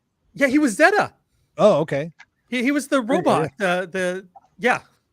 This is classic after party material. Yeah, no, deep cut. Like, oh shit, like that's cool.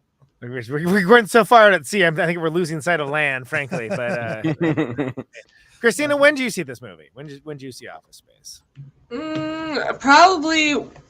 I was obviously someone who grew up watching the Brady Bunch movie.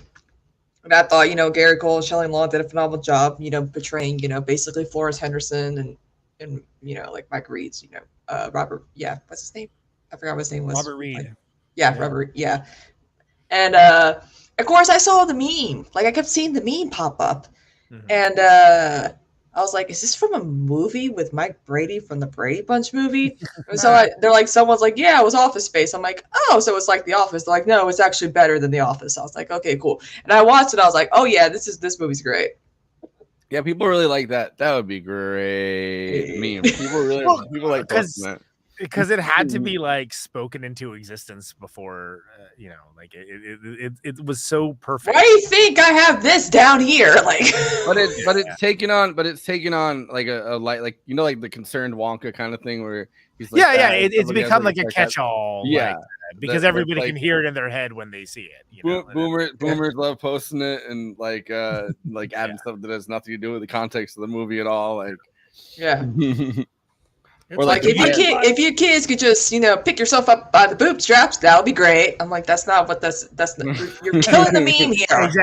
Exactly. Peak boomer memes. The other one that's taken off is Michael Bolton, and it's when the girl goes by in slow motion and they're doing the fucking which we haven't talked about the crime part about this enough, I feel like, but when they're doing that little montage. And she goes by, and you see her in slow motion go, Michael Bolton or whatever, point at her, and you go, yeah. that's people love like adding that to any kind of gross fucking thing people put out there. Well, I think we should talk about the crime part because we mentioned we talked about the fractional pennies and it being like that turned into a whole thing about actual fractional pennies and basically financial malfeasance on a grander scale having to do with Web 2.0. But it is, again, I'm gonna say it again, it's so perfect that Milton ends up with the money because, again, he's the only one that really is blameless here. Other than being a weird little dude, like he's the one that is like constantly shat upon. Yeah. Well, he does burn the building down there. He does. He is an arsonist. Can you blame him? Yeah. He has good motivation. He threatened it the entire time. Like he was not following. Clear about it. He's going to do it. Yeah. They just didn't believe him but it's like, well, listen to him. Yeah. Which is the first line that they say in like in the cartoon version of it or whatever, his original animation, every single time. He was like I could set the building on fire.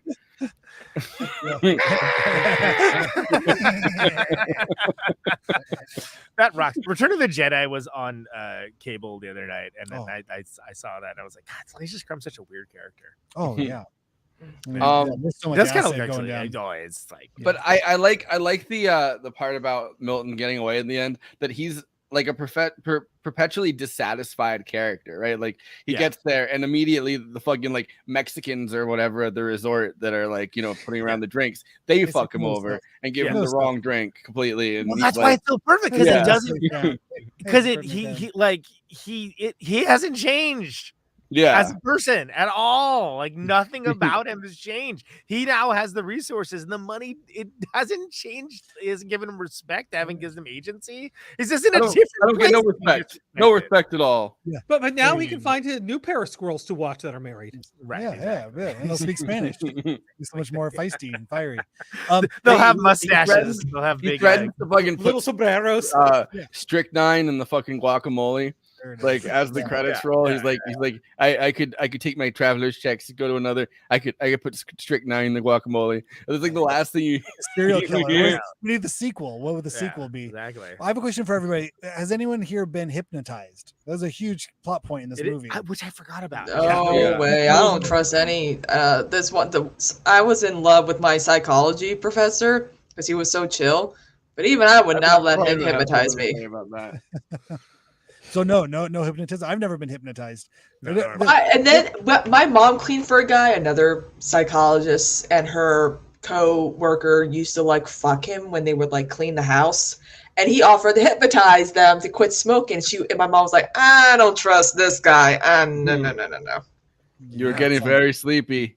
You want to fuck me when I'm cleaning the house? I know. A lot of goings on. Apparently. I don't know. No idea.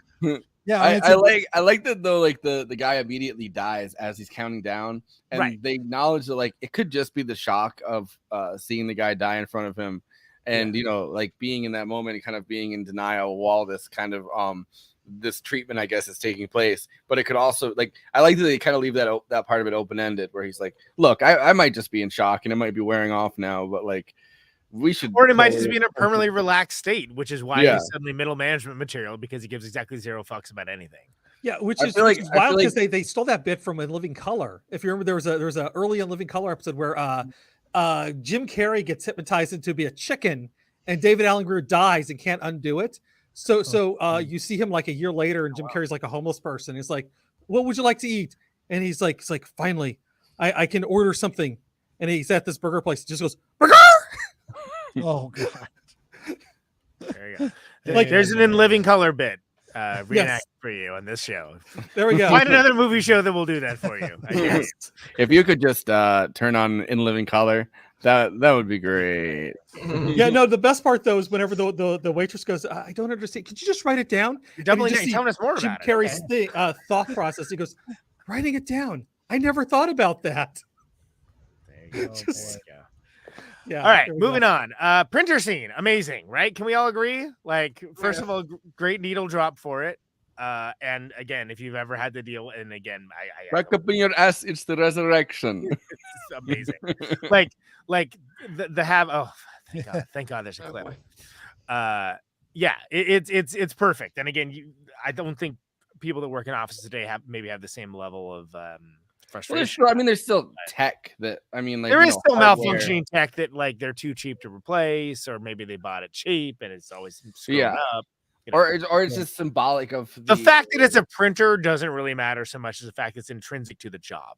And people still at being a fax. Like there's still like, you know what I mean? Like everybody hates fax machines, and I feel like offices do still fax stuff in and out, like, which kind of, now that it's kind of old tech that you don't need at all, and offices still do it, it kind of serves a similar function, I feel like. But I think we also just live in an age of fast tech now too, where you just go on to Amazon and just buy another one. You know what I mean? Yeah, like, I feel like that's the kind of stuff where like the amount of putting up with like bad tech, you wouldn't have to, and it's all cheap and it's all just made. It's almost made to be destroyed every 6 months. You know, but back then there was a real like kind of a reverence for like this piece of technology, like the VCR. You got to program the numbers, and it's so important. This is an important thing versus like, oh, just put tape. You know what I mean? Or hack culture over this kind of thing. Like they were like, oh, if we just build this stuff crappier, they'll have to buy more. Yeah, exactly. Well, we're in the it's planned obsolescence, right? Like we're in the era of where that's literally what he says, planned obsolescence. But right, but but there's no jobs also for repairmen. There's no repair people anymore, right? Because people just buy a new one. Yeah, so that's another good point that I think it hammers home the same. Apparently someone must be celebrating the Trump indictment, because I hear fireworks going off. Will it do anything? It'll boost his poll numbers. It's like, why? What is today? The other day he literally did the meme where he was standing in front of a crowd and he goes, "They're not indicting me, they're indicting you. I'm just in the way." Can we reset with this, please? Okay, watch this. Thank you. Let's speak of the whatever this is. I think there really is a release during that scene for everyone. That it's just like everybody knows that inanimate object that has like become so real and so much the object of hatred. Back up in your ass with the next election. There's the group harder than an erection that shows no affection. They want to ban us on Capitol Hill because it's down. Mobsters have come up to me and said, I love the way you did the printer. It's very authentic. We had a guy there, I remember, who was like, a tough stunt guy. He's like, yeah, don't touch your friends with your hands. Use the bat to move them out of the way. Mindless, I'm going insane. Goes out of control and touch on subjects motherfuckers Judge on the ship of the steel fool. Die, motherfucker, die. It's so good. It's so good. It's so good. Like there's no whatever people's thoughts are in the movie. That is a perfect scene. That's a reason why Madonna He's a wanted to little bang better. him. He's a little Wanted to better. bang Michael Bolton after she saw this movie. Right. Oh wow, I can see it. He's passionate. How good did he look in that clip too? He looked like the Big Lebowski. He had the scruff on him. Yeah, I get it. surprising. I get it. No, Yeah. and it's so like when he does like what's the kick? He does like the drop kick. I like that they have to hold him back too. Like he's just becoming too emotional from the release of finally like breaking down that printer, like finally getting a chance to take out his anger on the printer itself. Yep. Yeah. It's pretty great. It's like the equivalent of like throwing the Ben Affleck throwing a cell phone or something. You know what I mean? I think is there something that people would still like take out their aggression on? What piece of equipment would each of you destroy if you had to? I mean, I've destroyed multiple phones. Cell phones? Yeah, I think phones are probably the main thing. I've destroyed them on accident and I've dropped them. I've never. I've taken my phone thinking that I had the. I mean, I have OtterBoxes every time, and I just assume the OtterBox is going to work. I've thrown it at the wall, and bam. Yeah, but it sucks that it's like that's like what it's got to be now. But that's also because like there aren't these physical machines that are you're going to have that level of frustration with, because it is very cathartic seeing it. This is the reason why it works is because again, it's the printer is set up low grade as the villain, right? Like it's causing he's the mini boss before the big boss, right? Yeah, it's like you got to get through him first. Yeah. Yes, absolutely. KT said, "Do you think the Skynet remember this conversation?" God! Wait until Skynet finds out about the fax machine we had in my college dorm room. We gutted it and used it to hide beer, which worked out real well because we got busted for being underage with beer, but they couldn't find it because we had it inside the fax machine. Oh, genius. Were they ever like, why do these kids have a fax machine? Who's faxing them? It was a working phone too. That's the best part. The phone still worked on it. So we just used the phone part. And but we just had this fax machine sitting in our room.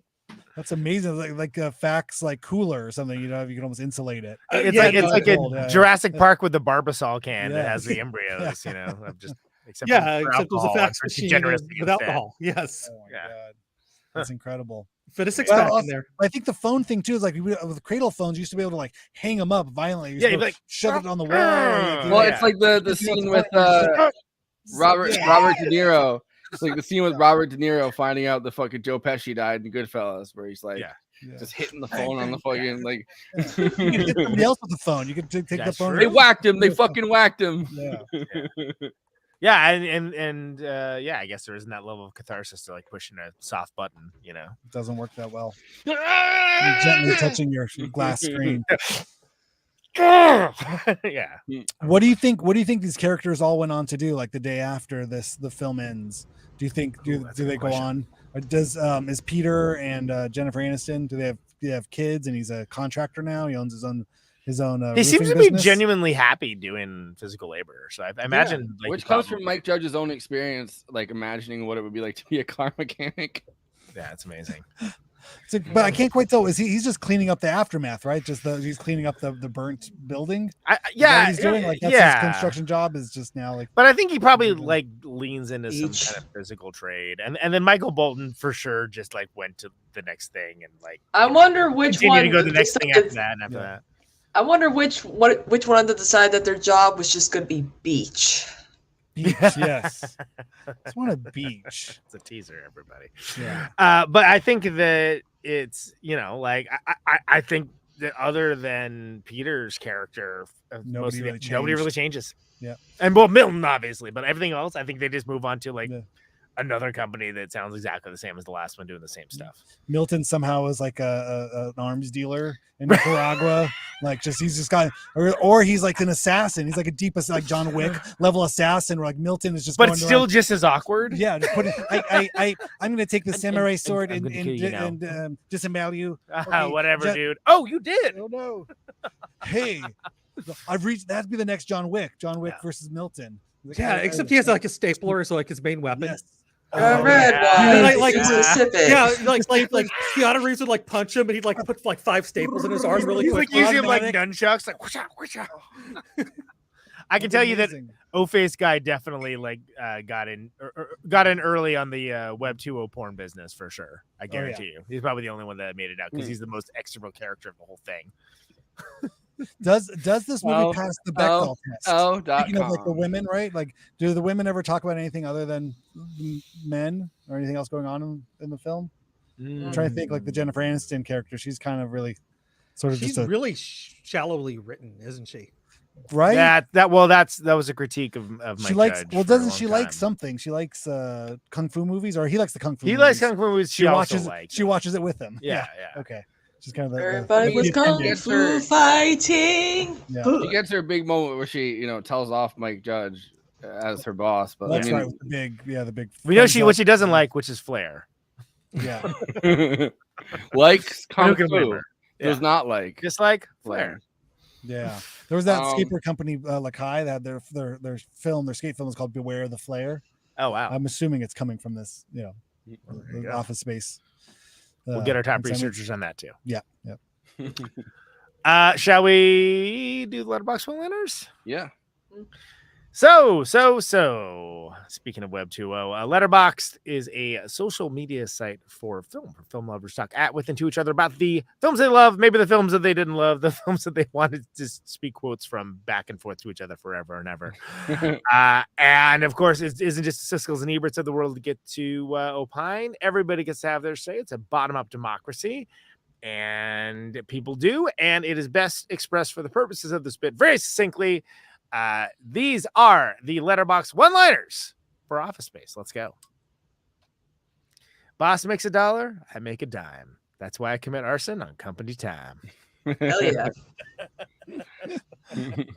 Pretty good. I mean, he said he was going to do it.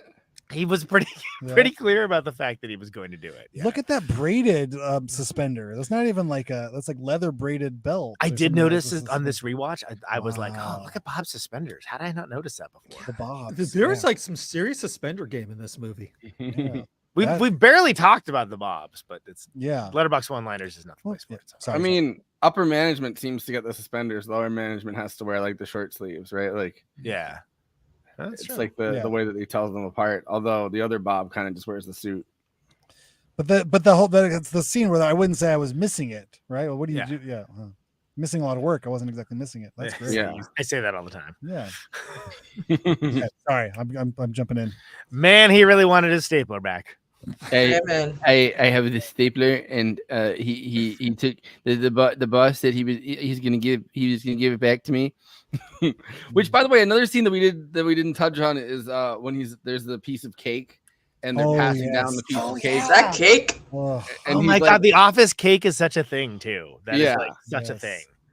And it's the most depressing Forrest because it's Lumberg's birthday out of all characters. Yeah. And, but that's another like really pathetic. Like, of course he's the last one and doesn't get the cake again. I'm still going to get a piece of cake. Last time I did not receive any cake. Yeah. Keep passing it. Bill Lumberg, greater than Darth Vader. Ooh. Discuss. Milton, I you do have like my stapler. Yeah, I do It's like harsh, you know it to be true. I like the idea of Darth Vader be like, that would be great. Coming on Saturday. That's pretty good. I would watch that. I would watch Luke, I did Cheater. I did not get your TPS report. that. No. You put the wrong cover memo on there. I You killed me for the last time. I find your lack of cover sheet to be very disappointing.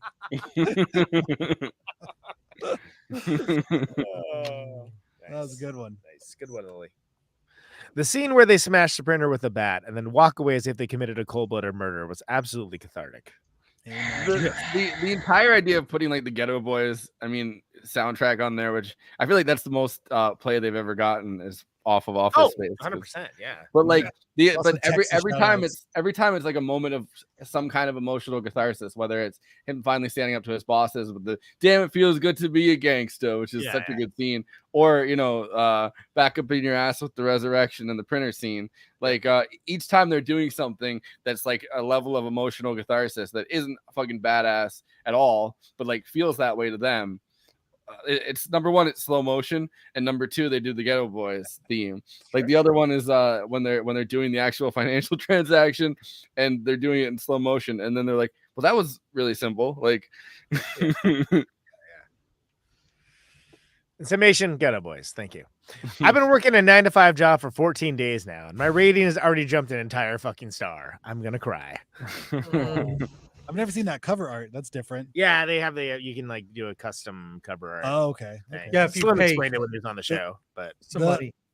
The poster kind of sucks. poster does not tell you what this movie is Yeah. going to be at all. The post-it notes, And it's not a scene. It's not a scene from the movie. It's not either. even in the movie. It's It about has like nothing a to do with the post-it note movie. monster. Yeah. The attack of the post-it note monster is coming, right? That's totally think that like Jason, watch out, Office Space is gonna come get you. They're back for vengeance. These post-it notes. Yeah. I guess it's TPS is T post-it stamp. Oh. There you go. Tiny post-it stamp. There we go. Exactly. You got there. We got there eventually. 7-Eleven, right? You take a penny from the tray. From the crippled children? That's the jar. No, that's the jar. I'm talking about the tray. The pennies are for everybody. I like that I knew, like, in my head I visualized like the tray, and then she's like, you mean, and then I was like, no, that's the, like, in my head I was like, yeah, that's the jar, like that's the jar on the fucking counter when you go into the store. That's a different thing than the tray. But it's such a great scene because it's like he thinks that she's just gonna be like, oh, that's awesome. It's so cool that you did that. And like she has a very natural reaction to it. And to have to be like from the crippled children. But that's is also such amazing. a Jennifer Aniston like pre-Friends kind of thing. Like, it's a very Yeah. Rachel thing. Like, oh, okay. You mean from this? Oh, okay. Well, I was just getting confused. Huh. I also like when they're having the fight about her fucking Lumberg, and she's like, Mr. Wannabe Criminal Man, which is a Yes. very Jennifer Aniston line. Right. It was meant to be. I mean, she's probably the only one with like multiples of millions of dollars, right, from this film. Oh, Like, 100%. Yeah. Well, and they said that like she got Except the for Milton, majority of of the she got the majority of the attention from like the from the film coming out. Well, That would make sense. Yeah, she's- yeah. she's fantastic It at probably, it. it probably helped Yeah. get at least a few more butts in the seats when it first came out, Yeah. right? Yeah. Yeah, well, they were actually trying to get Matt Damon to play the lead, Whoa. which Ruin a movie by changing one cast. Yeah.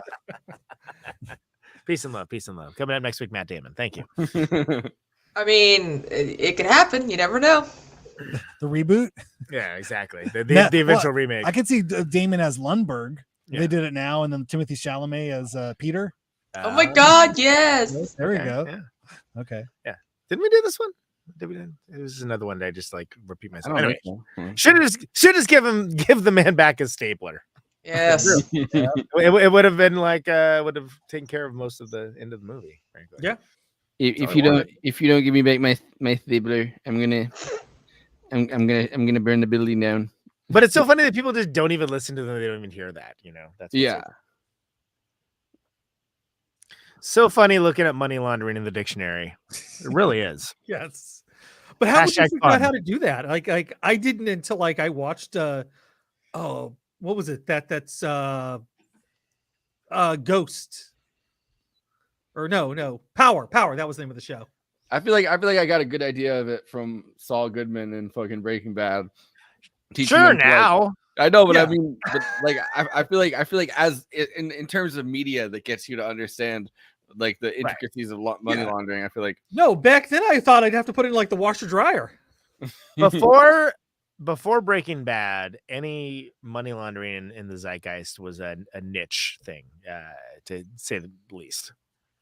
And now it's just pretty much everyone knows how to do that. It's like, what, really? Okay. But wasn't there a version of it originally where the term comes from something where they actually had to like get the numbers or something off the actual dollar bills by putting them through a machine or something like that, and that's where like the I don't know. But we better look it up in the dictionary and find out. We'll put our best people on it. Corporate accounts payable, Nina speaking, just a moment. Corporate accounts payable, Nina speaking, just a moment, et cetera, et cetera. I'm not going to do it all 5 times. and then he's dreaming and he hears that in his head. Like that's the first. That's like when your alarm is going off, but you think you're vibing in your dream, and then you're like, "Whoa, wait! My alarm's been going off for like 5 minutes." If you don't like this movie, you probably just have a case of the Mondays. Amen. Shit, Has anyone no. heard? Have you ever no. heard that? I've never heard a case of the Mondays. I do believe you get your ass kicked saying something like that, man. Those are the Letterboxd one-liners for Office Space. Please, please, please follow Forrest Gump is his Michael Bolton. Follow Young Lumberg over there, Movie Night Extra, representing the show. I am, in fact, having a case of the Mondays. I am Conan Neutron, all over Letterboxd at Conan Neutron, following the highbrow, the midbrow, the populous fare. Follow me along for the Criterion Challenge, if you dare. If you dare. J. Andrew Y2K Bug World is really big into the plot point from Superman 3. And he's watching all the weirdest stuff, so you don't have to, or maybe so you can. Either way, it's not for me to judge. He's doing it whether you're Or so you can watch Superman 3. Apparently, that's apparently a thing. Kristina is the Office Space meme template princess down there. She logged back on to log Barbie recently, so follow her, and maybe she'll log another movie next year. Oh, and I did Oppenheimer and Red Eye. Oh, okay. I've been recording. Sorry. And he saw those. Randy, I don't think you're on Letterboxd, right? This isn't a peer pressure thing. So no. Okay. All right. Should I be? No, I like it. Yeah, but I mean, No, we're not Margot Robbie approves of Letterboxd, so that's all you need to know. Me and Margot. You need more? There it is. Okay. All right. Sure. I'll check it out. So follow all of those various things. J. Andrew Y2K Bug World, please take it away with plugs, wouldn't you? All right. Right now, you're watching us on YouTube. Please do those YouTube things. Like, comment, subscribe, hit that bell. And the big ask, of course, is to watch the video to the very end. You get to hear that great Conan Neutron song, and that allows us to be discovered by other movie fans. So please do that if you can. If you're really over good on Randy's subs, he has nice speakers in here because it's a studio. I was like, oh, you can really hear the bass response in this. Yeah. This is awesome. Yeah, nice. No, I got my headphones really do have anyways, never mind. There's not going to be a moment for me to mention that. That's why I interrupt you to say that. No, but I should bring up Twitch because we're also on Twitch. So please do the Twitch things. Give us a sub. If you happen to have an Amazon Prime account, you can subscribe for free for you. And that actually helps us out. So if you can, please do that. Thank you. Find us on social media. You can find us on Facebook, Twitter, or X, I guess now. Whatever the hell it's called. Hey, you go to twitter.com, you can still get the same thing. Yeah. Fine. And of course, Instagram and Blue Sky. You can find us all there. So please follow the show. I got Threads next. Yeah. Do we? Do we? Yeah. I joined Threads. You can literally post long videos on Threads without any limitations. I'm just saying. Cat Turd follows me on Threads. You can block people, dude. You know that, right? Yeah, and they don't. The best part about Threads is you could block people and they do not exist to you anymore. Like they literally get like floofed off the face of the planet. I'm not even on the site, so I have an account, but I don't. Okay, use fine. Whatever. Anyway. Move on. We have a Patreon. There is no Cat Turd on Patreon, but you can get the one. Why'd you tie it back? And whatever. I don't know. It just seemed, anyways. But the nice thing about Patreon is you can get access to our after parties, which we had a great one recently, didn't we?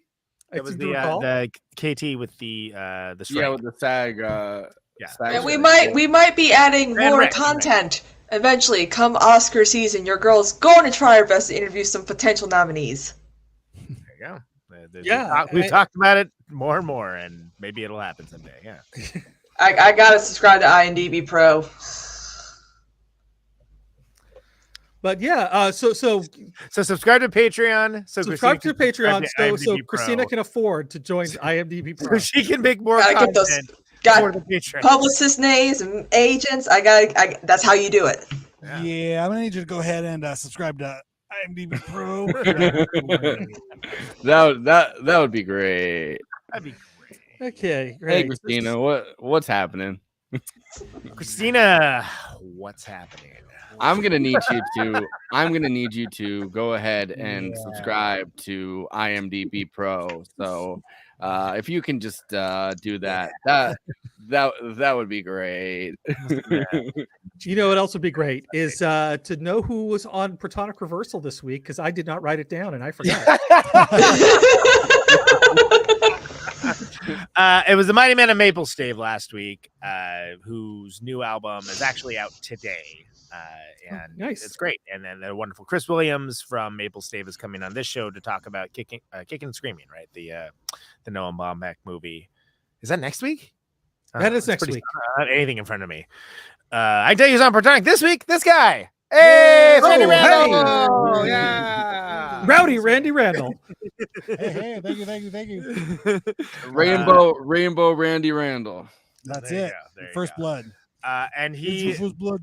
Yeah. So that's this week. We can wait to I guess he's gonna talk about your plugs. Oh, yes, as yeah. well, too. Cool. So I got We plugs. can talk about that when Sure. we get to it. Yeah, helping. But I do want to talk to Kristina as well about her plugs because she's on Twitch. Wait a second. Are we done with mine? Did we talk about Wait, it's you Band did Camp not Friday, finish bro? yours. I got confused. Yes. No, because wait. You don't have any shows, right? Because you finished up your No, main I'm show. literally I finished recording a record like a couple hours ago. But we have shows that we are going to be announcing. We have a tour we're going to announce on Monday, a West Coast tour, and there is going to be other stuff happening. There's a release being announced as well, and Bandcamp Friday is this Friday. All right. Yes. So you go to The name of the band is Conan, Friends. Neutron, and the Two Good Friends. Yep, neutronfriends.bandcamp.com, and Yep. it's a good time to buy stuff from me. Always. Yeah. Always. So you can get the whole discography. So For you a just low wanted to get to price. Christina so quick. It's good. It's good. Bandcamp. Don't forget the Bandcamp. Yeah, it's not every first Friday anymore, but like it is this Friday. So Yes. And you also have a Patreon for Protonic Reversal. that's right. $1 a month advanced access. Correct. So yeah, if you want to get more Randy early. Oh yeah, exactly. Everybody wants more Randy early. Yeah. All you Randy, baby. He's never heard that before. So. That's a good one. You have Twitch and you're doing Twitch stuff. Yeah. Doing Twitch stuff. Wow. Yeah. Okay. I reviewed Ben Shapiro's review of Barbie recently. Now I'm going to go over his debate with Fem Shapiro, Brett Cooper, tomorrow. So that's going to be great. That sounds like a ring of hell. Yeah. He literally, she stole this bitch. Let me tell you about this bitch. She stole my background. It's not even a real room. It's a fucking room built on the Daily Wire studio. And now she's trying to steal Hassan Piker's look with the hoodie and all that. This bitch is going down. So tune in for that. Whatever that is. That was a lot. She literally, guys, she looks exactly like Ben Shapiro. Yeah, I know. I've seen her, but I don't know. And her bedroom looks like mine.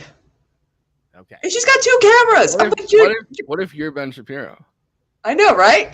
This whole My time. eyebrows are better than his. But like, it's just. Don't worry, they always take this long. By This the way, is good. No.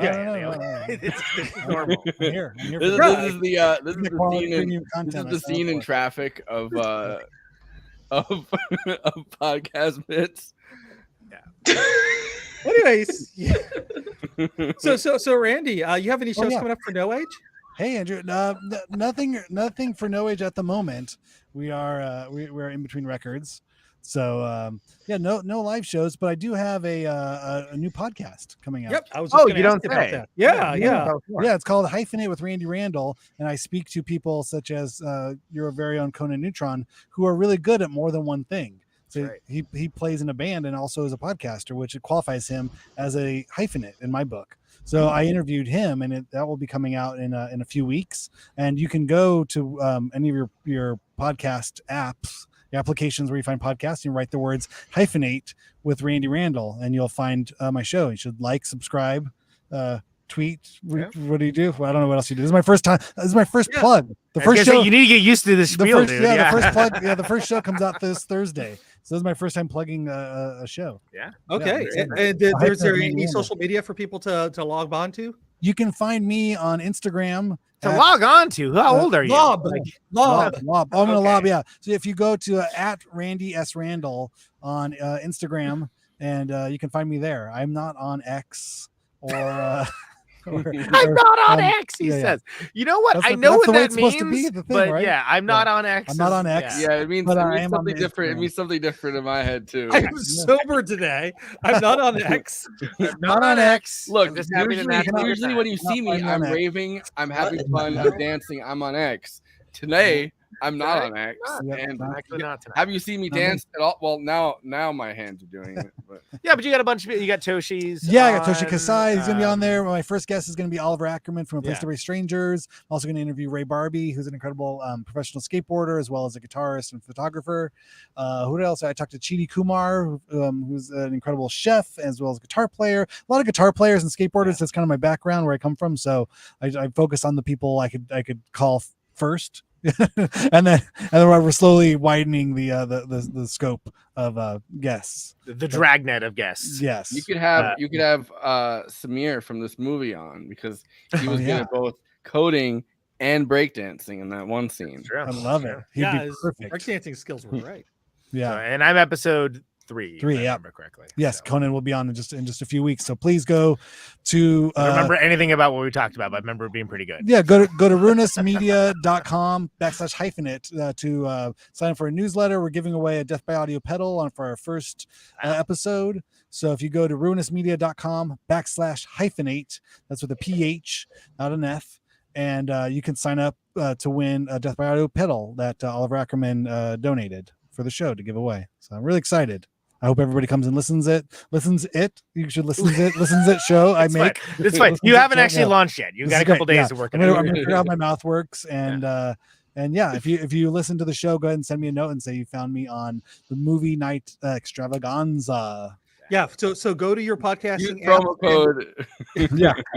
Yeah, wherever you get your podcast, just go there and review. Give 5 Promo stars. code not on X. Okay, yes, I Use, need all this use promo code Mouthworks and Mouthworks. Oh my god! But yeah, that's the site that O-Face guy founded, by the way. Is Mouthworks. Exactly what you think it is. Oh my god! That's what Elon's eventually going to turn X into. He's going to be like, this is my new I'm site, not Mouthworks. giving him my ID. Like, fuck that shit. Yeah, wait until he watches the prequel. I'm also Pearl. not selling Thank him you. any X. Facebook recently asked for my ID, and I found that I still have my Blockbuster card and sent it to them, and Did they it took work? it. Yes. Your Blockbuster card, amazing. Oh my god! Yeah, but everybody come listen to my show. Yeah, it's really please, good. yeah, If you that's like what you gotta do. if you Take like it this back. show, come listen to Hyphen with Randy Randall. Yeah. runusmedia.com/hyphenate. I can Sign up. guarantee you at least one episode is good, and that's mine. Yes. So whatever. Yeah. That's good. But also listen on Protonic on Thursday. We're going to talk all about it. We're going to talk about No Age. And we're talking about all his music as well. Oh yeah. But Randy, do you have any final thoughts on this movie? Oh my god! Or do you have a case of the Mondays that you wanted to? Yeah. So yeah. No, this is probably one of the most important films in my cinematic fandom. You know, I think this was when asked to come up with a film to talk about. I was we were looking at lists of things, and Office Space is right there at the top. And if you've not seen it and you've listened all this way through, you definitely should go back and watch it. But yeah, thank you everybody here for having me on. It's really been a pleasure and a lot of fun. This reminds me of the video store days, just a bunch of nerds sitting around talking shit about movies. Yeah, basically. I love it. Yeah, it is exactly what it is. Yeah. Yeah. Conan, you got any final thoughts? Modern classic. Love this film. I've seen it countless times. Endlessly quotable. I think it is perfectly emblematic of a time and possibly the thing I love most that Mike Judge has done. And I like almost everything that guy has done. So very happy that we finally covered. I feel like there's a massive amount of comedies that we haven't covered. And this is a righting a wrong because this is very much there's a lot to it, even though it's a comedy first and everything else second. And good discussion. Yeah. Kristina? A very, very excellent comedy and very much worthy of being memed to death. by like boomers and Gen X people that are just at work. Like we must seize control of the memes of production. There we go. That would be great. That'd be great. Andy? The one thing I've always kind of wondered is how this movie would look like if it did actually come out today. Because at the time we didn't really understand like we didn't have the books like Capitalist Realism or Bullshit Jobs. And we didn't necessarily have some of the language that we have today around some of the ideas that were in this movie. and I would just always kind of wonder, like, how could this movie have been expressed in modern terms as opposed to what it was? But I do also just appreciate, that it's Texas where they film it at, and it's always just sometimes I get homesick, and it's just nice to be able to put on something and be like, yeah, I was a little north of there. I was in Cleburne, but the trees are the right height. I'm sure you could do a modern version of this just on a Zoom, like one of those Zoom screen captures. You can shoot the whole thing. The just modern on version of it Zoom. would be called like Work from Home or something. And Well, I think it's like that's kind of there's that Apple TV show Mythic Quest that has the guy from Sun in Philadelphia and all that. And I feel like they do certain aspects of it pretty well, and that includes the technology. But that's whatever. That's a potential after party discussion. So yeah, I don't know. Are we doing an after party? Are we? What if it's? I don't know. Whatever you guys want. I mean, I don't know. I'm kind of shot if you guys want to. But I started recording at like 9 a.m. this morning. Yes, I'm fine with skipping. That's fine. All right. We should probably do one next week though. As like the that's fine. I'm just exhausted. Yeah. Been singing my little heart out. So next week we're doing Noah Baumbach's Kicking and Screaming, right? That's our Chris Williams and Maple Stave, yeah. Word. And Plastic Flame Press. Should be good. I haven't seen enough of like the Noah Baumbach movies. Like I definitely haven't delved into. I like all the ones I've seen, but I've not seen all of them for sure. He and Greta Gerwig both kind of come out of that like mumblecore time period, right? They did Barbie together, so yeah. He goes earlier than that. I mean, I think the classic one is the Squid and the Whale. Yeah, that's the first one I saw of him. And I loved it, and I never sought out anything else he did for like years. And like I finally started watching the rest of them. He also did the Chipmunks movie, or he wrote this guy kids movie. I don't know if you're in front of it right now. He wrote it's insane. He did this like kids film, like the scripting on it. You're just like, wow, that can't be good at all. Oh no, it was like Back to the Jungle. It's because it had Ben Stiller in it. It was when he's doing Greenberg. It was one of the Madagascar movies, I think. Oh yeah. Hopefully, he got paid really well for that. Yeah. It's like Josh Priest shooting the Foo Fighters. I was just thinking about like the fact that early 2000s like culture, I feel like kind of sucked in a lot of ways, and there was just an influx of like all of these, not all of it, but I'm saying like there was such an influx of like these like animated kids movies that use like deeply talented people to do them, but like that was the DreamWorks. It was that what's his DreamWorks name? brand proposition. That was his. He left Disney just so he could hire stars like for exorbitant rates to do voices on shitty kids movies, which is now the rule, not the exception, as opposed to someone just being like an excellent voice actor or actress. Oh my god. Yeah, well, that's crazy. I didn't know he was with Jennifer Jason Leigh before. I was just saying that. I was about to say that too. Yeah, they had a kid, but now he's with his partner in life, Greta. All right, well, that's gonna be next week. Yeah, have fun on that one. I'm just gonna tell you that's gonna be great.